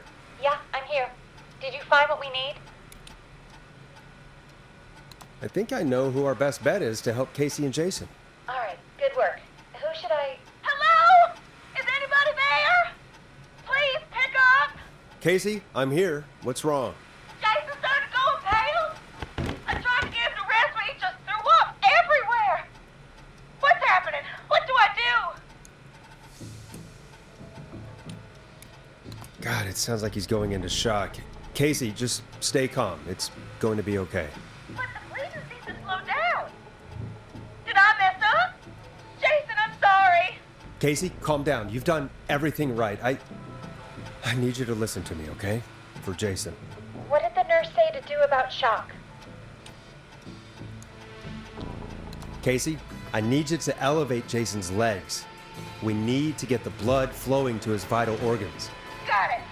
Jason, stay with me. I'm just gonna move you. This might hurt.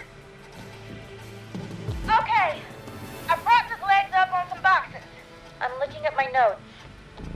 We need to get Jason as warm and comfortable as possible. Do you have anything you could use nearby, Casey? Yeah! I still have some laundry next to me. I'll wrap him in some blankets. Just give me a second. Sorry. Jason's bleeding through his bandages. Should I get him new ones? Or... Oh, God! Don't remove the bandage. Apply another one on top of it. Do you still have something you can use? I've used the rest of the laundry to keep him warm, so... I'll use my jacket. I can always get a new one. I'll fix his bandage and get him warm. Hold on, please.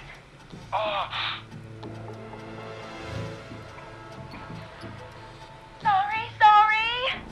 I'm done. You're gonna be okay, Jason. Just relax now, okay? Oh, I'm scared. He's not doing well. Is he gonna... Jason is going to be fine.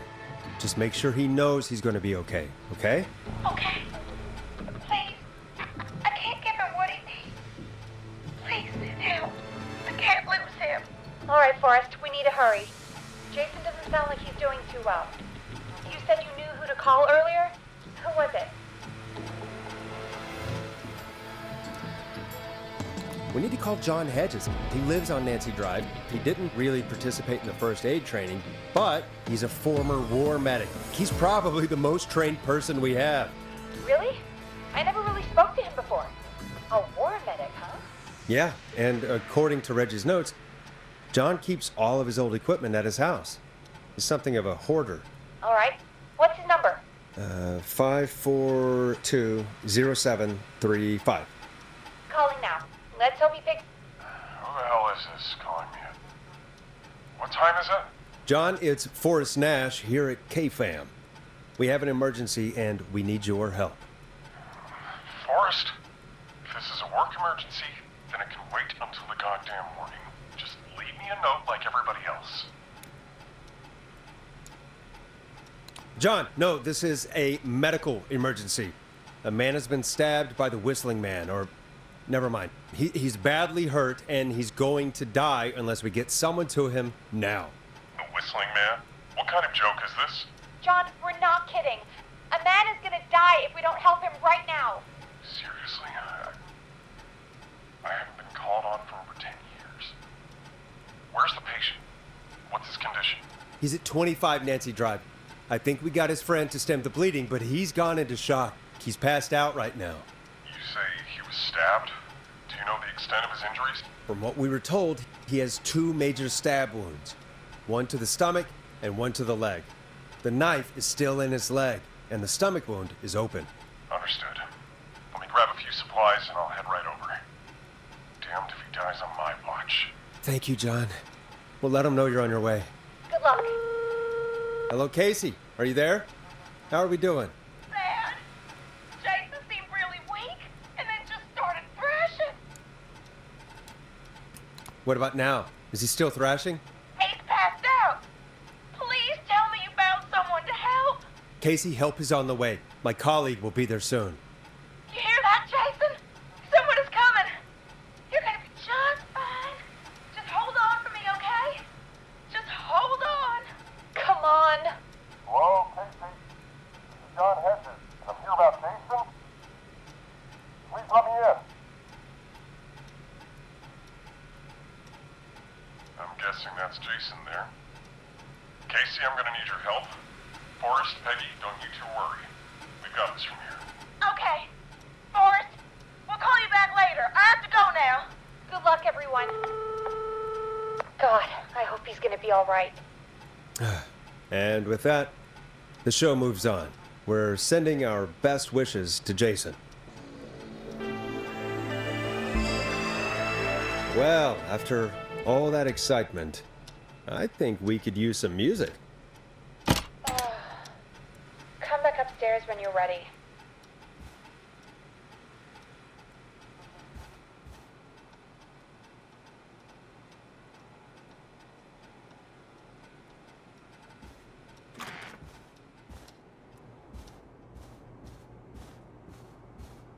I'm not getting in there tonight.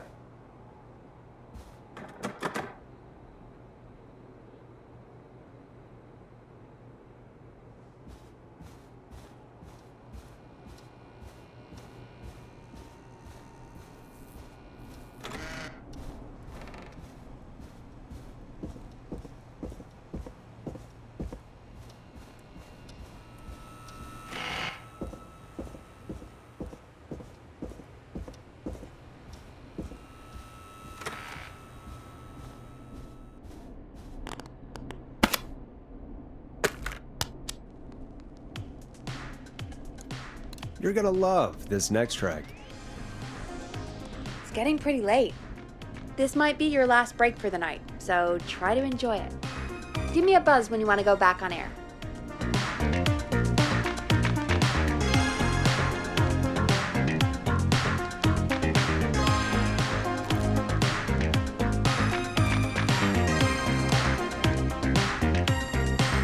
Let's roll.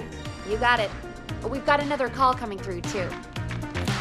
Okay, Forrest, shut the music off. Welcome back to 189.16, The Scream. I believe we have another caller on the line. How are you tonight, caller? Forrest, it's me, Roller Ricky. Oh, and Maxie's here too. Good to hear from you again. How are you both doing? Oh, we're good, man, thanks to you. You're like our guardian angel. That wouldn't be a bad look for you, Forrest. A little white wing halo number. Maybe something for the K-Fam Halloween party. All right, everyone, let's calm down. Ricky, I'm just glad we could help you and Maxie. Is there anything else we can help you with, Ricky? Actually, I think I have some info that might help you. Oh? What's that? You see, man, me and Jason know each other. You know each other? Yeah, we went to Gallows High and played on the football team together. He was a gnarly offensive linesman, and I was our star wide receiver. Runner Ricky, they called me. All right, and what does that have to do with tonight? Well, because George, the guy who drowned, he was on our team too.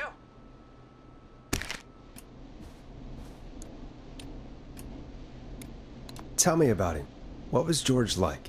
I didn't know him for long, man. Sad to say. We had our first team party on the night he drowned. He seemed like such a good dude. Ricky, were you there when George drowned? No, man. Once the party turned, I beat feet out of there. Man, I remember George and his girl there. There was a whole lot of love, man. I could see it, you know?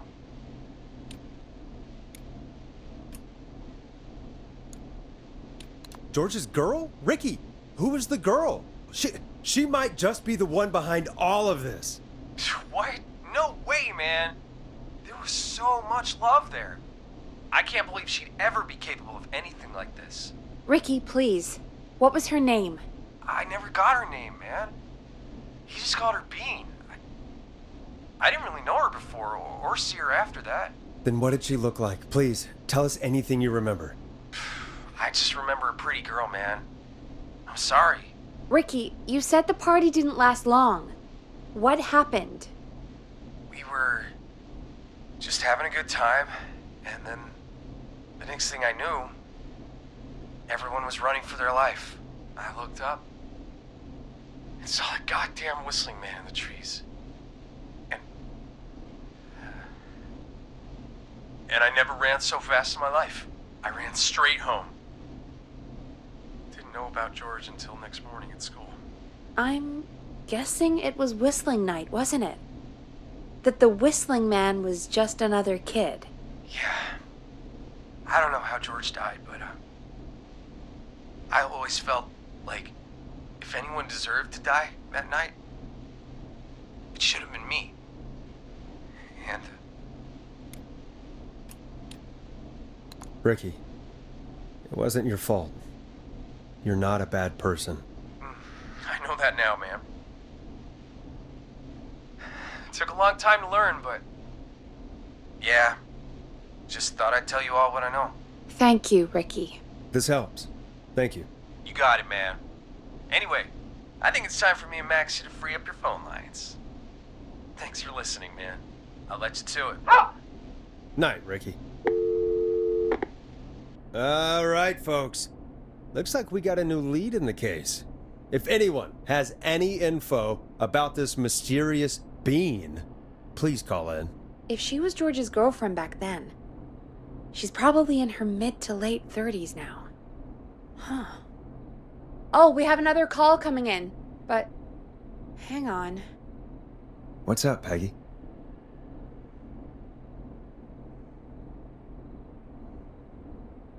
Peggy? You're gonna want to take this call off the air. Who is it? Just do it. All right, folks, it's time for another track. Here's one to help you sit back and relax. We'll be right back after this. Here comes one of my favorites. I hope this is good news, Peggy. Who have we got? Find out for yourself on line 1. Hello? Forrest, I'm glad I got back through to you. Sounds like it's been a busy night, huh? Surprise! It's Leslie, our 911 operator, leading the charge from Henderson to come save us.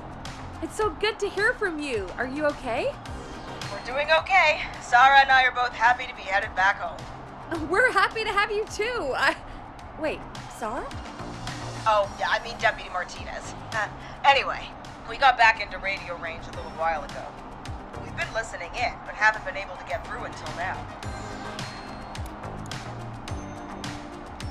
It's been non-stop since you left. Please tell us you're bringing help. You bet! I'm leading a whole goddamn squad towards Gallows Creek as we speak. Turns out somebody had cut the phone lines. They had no idea what was happening. That's great news. That's crazy about the phone lines, though. Do you think the whistling man cut them? I'm guessing so. I don't know how the whistling man did it.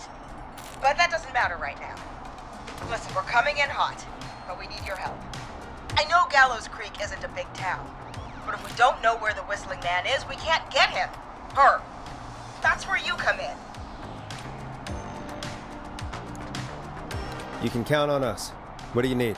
It might be a long shot, but here goes. The whistling man already called up a few times. I bet she calls again. We're still a little ways out of town, so if she calls, stall her. Buy as much time as you can for us to get in. And while you're talking to her, try to figure out where she is. We'll be listening in, so once her location is known, we'll head straight there and end this nightmare. I'll do my best. I know you will. Heck, I can see the headlines now. Forrest Nash's interview of a lifetime. Anyway, I'll radio the other cars and tell them the plan is a go. Hopefully the next time I see you, it'll be with our killer behind bars. Take care now.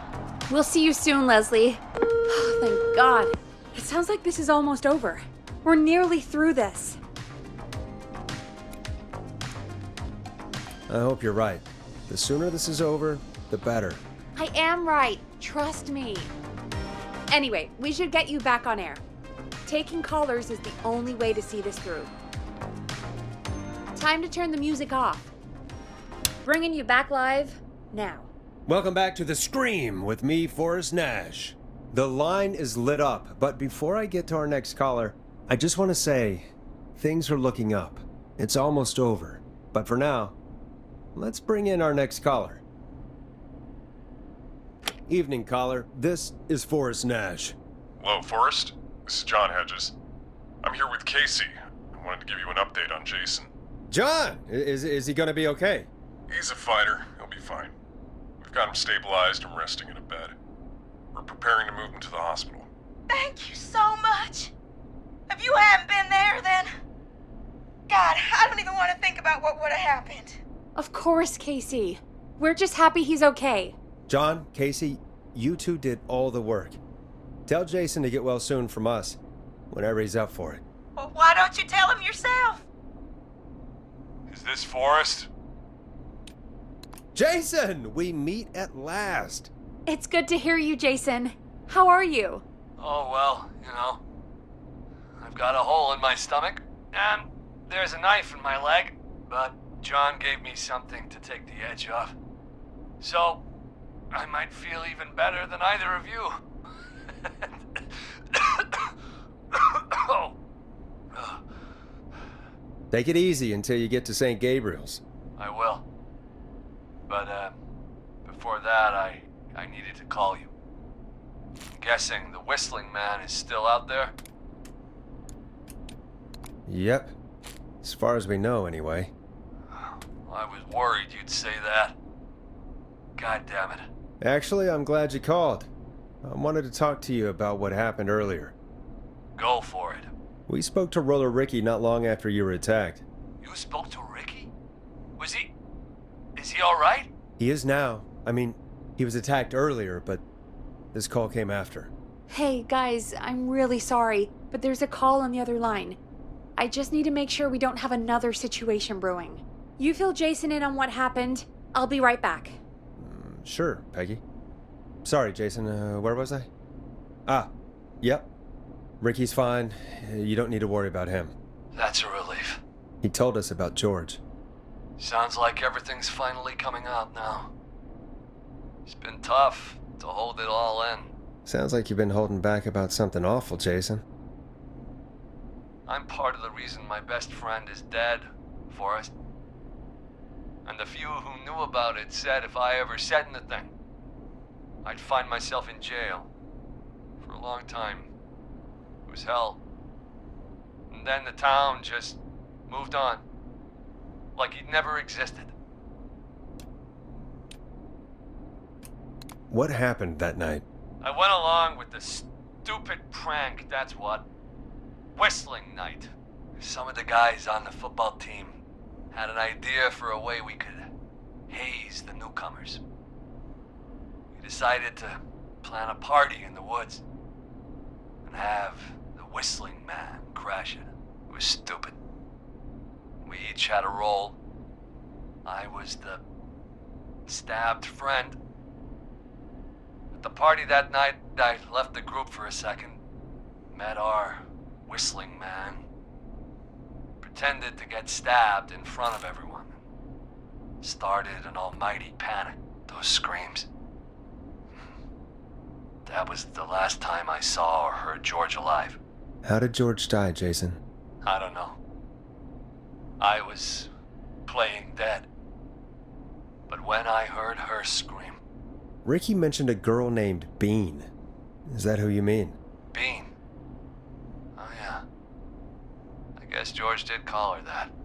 Yeah. He called her Bean. I heard her again tonight, Forrest. Her name was... What? What happened? Are we still on air? No, we're not.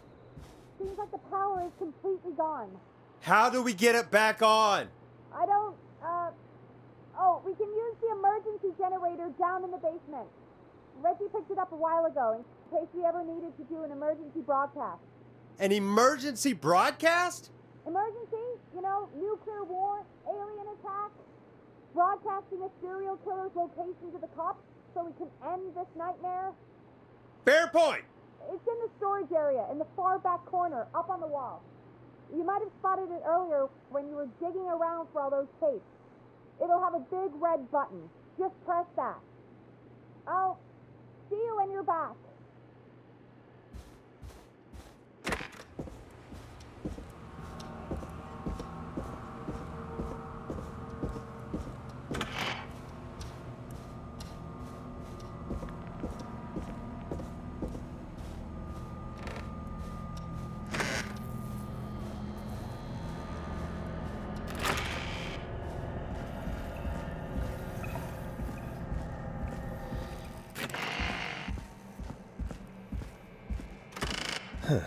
Far back corner. Why is this station so big?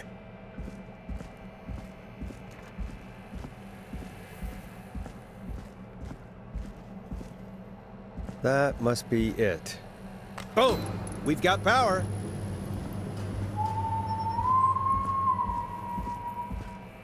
the Whistling Man. I need to warn Peggy.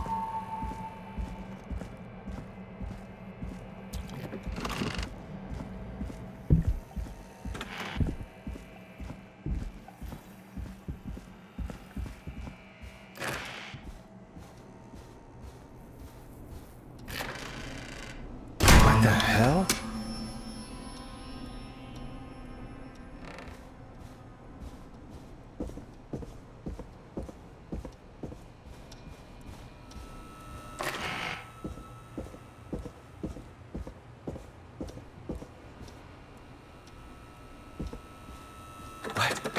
Why is it locked?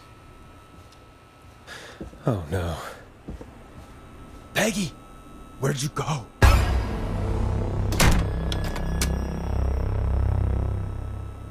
No way. This can't be happening.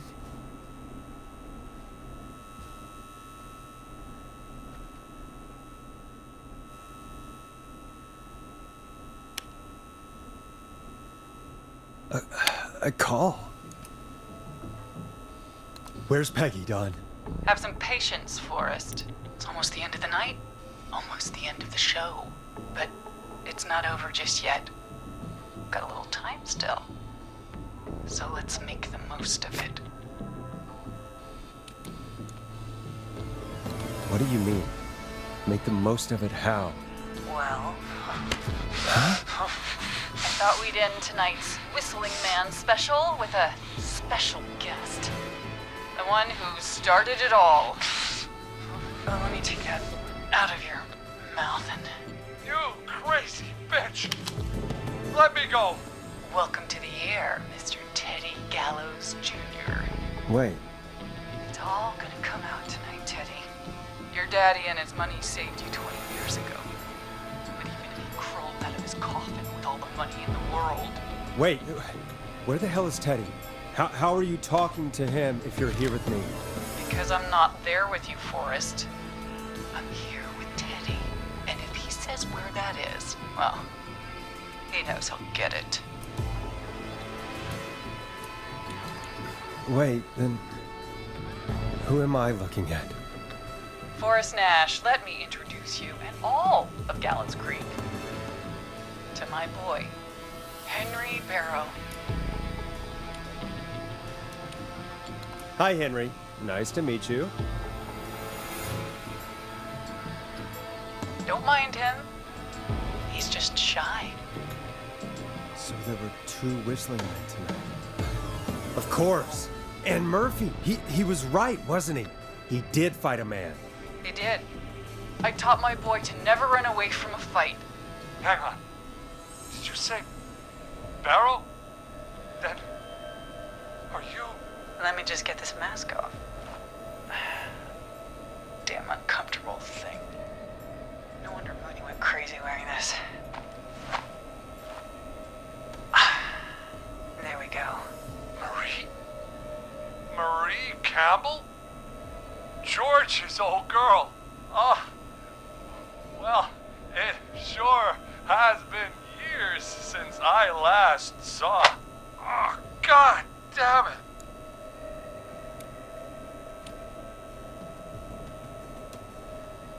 Marie Campbell. So, not Dawn, huh? No, not Dawn. What are you going to... Everyone's gonna know now what Teddy did. He killed George that night. This night. 20 years ago. Listen to me. You... You're gonna talk when I talk to you. And not a moment before.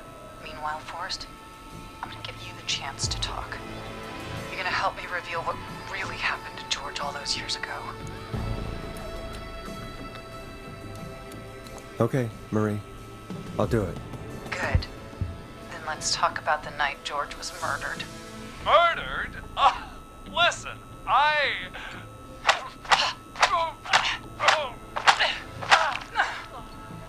said you speak when you're spoken to.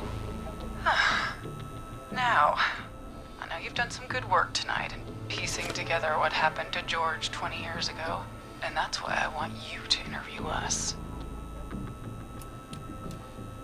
Interview you? All right, I can do that. Thank you. I want you to help me and Teddy tell the story, Forrest. Do a good job. And hell, you might be the only one to leave here alive.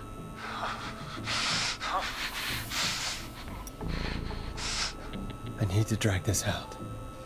If I can buy Leslie time to get back to Gallows Creek, and if I can find out where Marie is, then this can end. Teddy, we'll start with you. Just, talk me through what happened that night. How did it start? How would I know?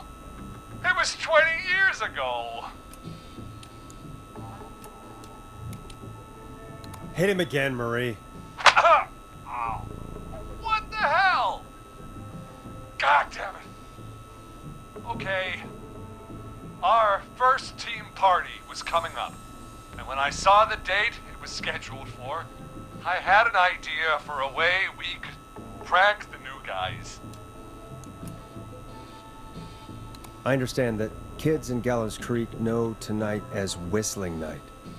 I'm guessing that's what you mean? Well, we didn't have a name for it then. It was just the night that Mooney went missing. But Whistling Night is what they'd call it later. Wait. You mean this was the first Whistling Night? Keep talking, Teddy. We went up near Whistling Point. God, who was there? Me, Jason, and George, of course. But George didn't come alone. He brought Marie. And Roller Ricky, he was there too, wasn't he? Yes, Ricky was there too. Runner Ricky, our wide receiver. I helped him off the bottle, you know. Because I'm a decent man. Is that so? Yes, it is. He came apart one day. Some people do. He had some issues. Wasn't stable. I didn't want him to hurt his chances in life. So, I helped him keep himself together. You were afraid he would talk about that night, weren't you? Keep talking. About midway through the night, we put the prank into action. I looked up at the trees and saw Jason there. Bloody, like he'd just been stabbed. And the Whistling Man, screaming. George and I and Ricky, we got left behind. But Ricky was in on it too. I know he was. He and Teddy were as close as anybody. Teddy must have told him the plan. No, Marie, you're wrong. Ricky didn't know. What? Did you miss that part of the broadcast? I spoke to him earlier. He had no idea what was happening. He said he was as terrified as anybody. Isn't that right, Teddy? You didn't tell him, did you? Ricky never could keep his mouth shut. If we told him, he would have given everything away. But well, it doesn't matter. He didn't run his mouth enough to tell anybody about it afterwards. He's still guilty. It was just a stupid prank. How can you still say it was just a prank? Oh, come on. God damn it. You made George think Jason had been murdered. He thought his best friend was dead. And so tonight you stabbed him for real? It's the role he wanted to play. Jason's still alive, Marie. He was with a friend. We talked her through how to stop the bleeding and got him professional help just in time. Oh. Well, shame he didn't have the good sense to die earlier. He's gonna regret that.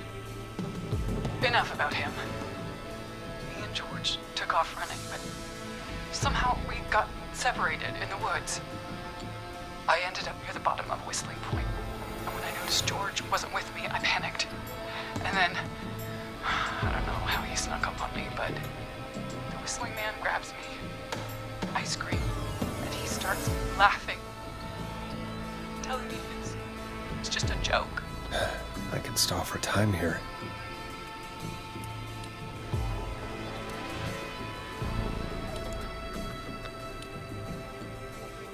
How did you feel in that moment? I felt like nothing was real. I felt small and confused. And Who was under the mask, Marie? Who was the whistling man? it was Chuck. Chuck Brody. Laughing away. But then he stops. And he's looking up. At the top of Whistling Point. What was he looking at? Teddy, what happened next? Nothing. I mean, it was just... Teddy? George fell off Whistling Point. Why'd he fall, Teddy? He just... You pushed him. You were up there. You were dressed as the Whistling Man too, and... I didn't push him, God damn it! I just chased him up there, and he kept backing up. When I saw he was about to go over, I reached out.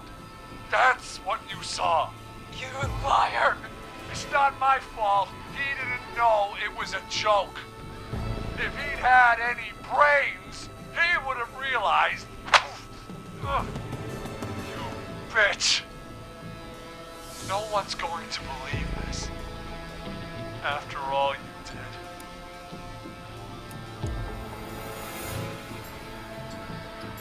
I believe her.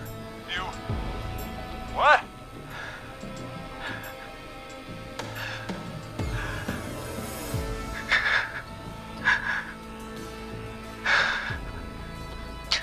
Why else cover it up? My future was at stake, Nash. You know what it's like. People like us are bred for bigger things. I'm going to be the mayor of this town, Forrest. And then governor. And then, who knows? What happened that night was tragic. It should never have happened. But it was a mistake. It was just a stupid joke gone wrong. So my father sent Clive out to clean it up. Why should a blip ruin my future? George was a blip? He wasn't a blip, Marie.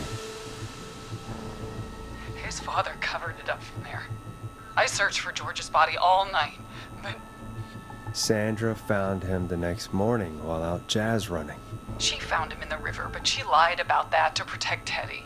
She said something about her rent going up, unless she... Teddy, did your father own Sandra Sharp's dance studio? It's Gallows Creek, not Sharp Creek. I take it that's a yes? Yes, okay. We own most of the town. That's it then. Your father was going to run her out of business, unless she lied and said she found him in the reservoir instead of the river. What my father did in his business dealings is nothing to do with me. The false reports. That's why you killed Sheriff Matthews too, isn't it, Marie? Not just to get him out of the way, but... Everyone was in on it, Forrest. Even the coroner wrote a fake report. Said George was drinking. That he'd just got himself into trouble. And... I saw. I'm sorry. For all it's worth, Virginia didn't have much of a choice. She had a sick sister whose treatment she couldn't afford. She played along with the gallows to save her sister's life. And her own. Even still, she should have told the truth. I did my part. I tried everything I could think of. I even went to the newspaper, but no. That coward killed the story. We'll take care of Maurice Russell later.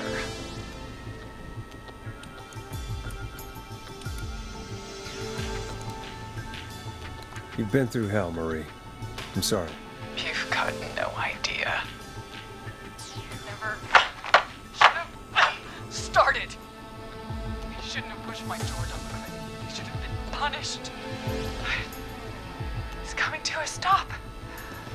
At least for now. Here, where George and I first met, before he joined the football team, was right after he shot the winning throw. Wait a sec.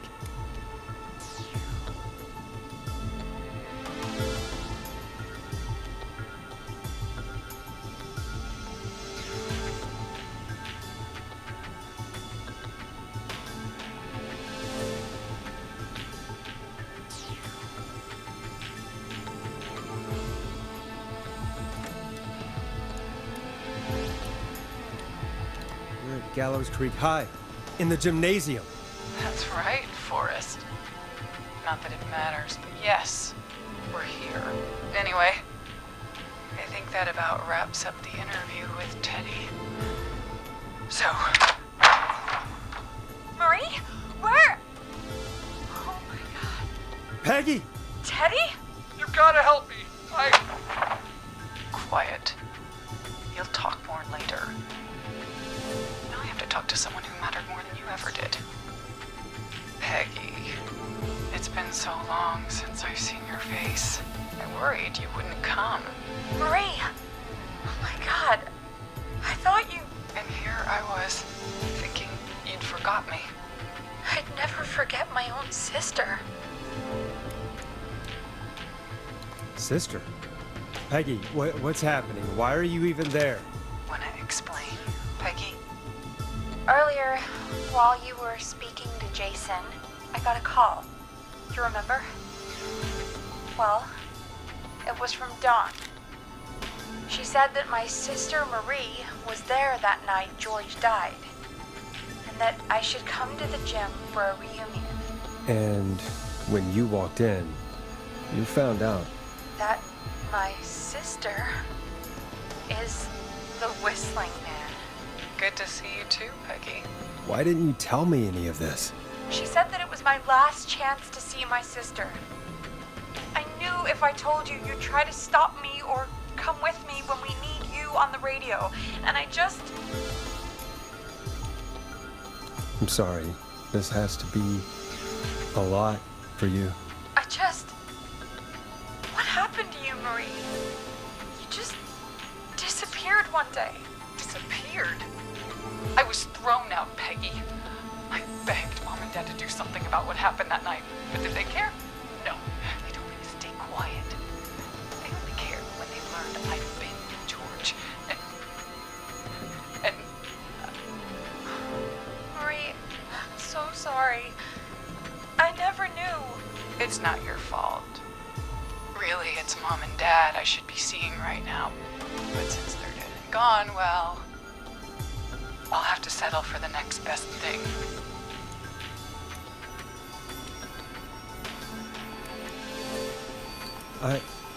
Wait. Is that why you went after that kid in the maze? Eugene Stein? Because his parents? That's right. Eugene's parents were there that night too. But they got themselves killed in a bus accident. And since only their child was left... Marie, please. Mom and Dad are gone, Peggy. Besides, you forgot me. Just like the rest. You forgot. Marie, Peggy never forgot about you. Keep your mouth shut. She kept a card from you. She kept it here on her desk. What card? The card you made me for my 8th birthday. What does it say then? Happy birthday, Peg. Now you're great and 8. Love, M.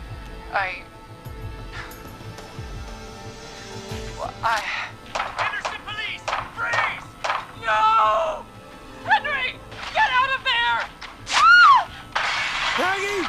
We have 2 wounded, and we're in pursuit of the suspect. Henderson police! Freeze!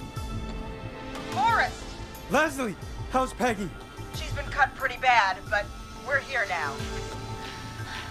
I'll be okay. God, Marie! Hey, Zara! I need you to look after Peggy. She needs help.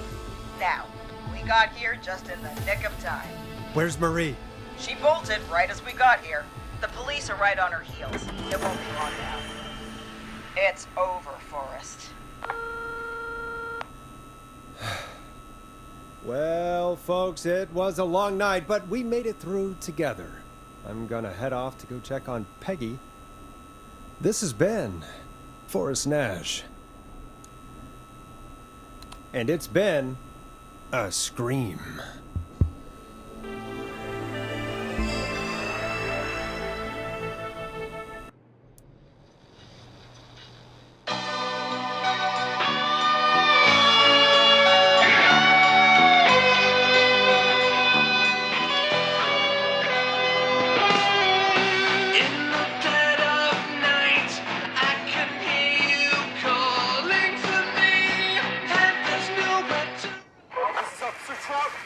Come in. One suspect is in custody. Trail the other suspect into the nearby woods. But you're just out of sight, and you won't let me go. Oh no, here in the darkness, I've got this feeling, it's growing stronger inside of me. It's a killer frequency.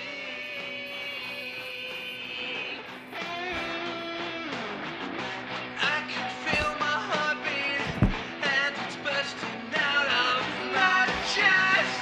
But the radio's on, and it's playing the song we love best. I can put up a fight, but you're just out of sight. We have the suspect cornered at the top of Whistling Point.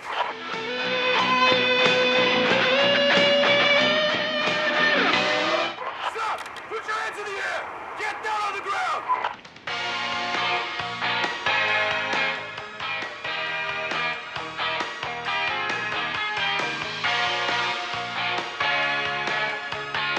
Don't move! Nobody else has to get hurt!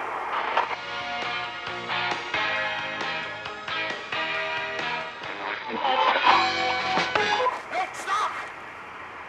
Suspect has jumped! So the radio DJ managed to stop the cyclone.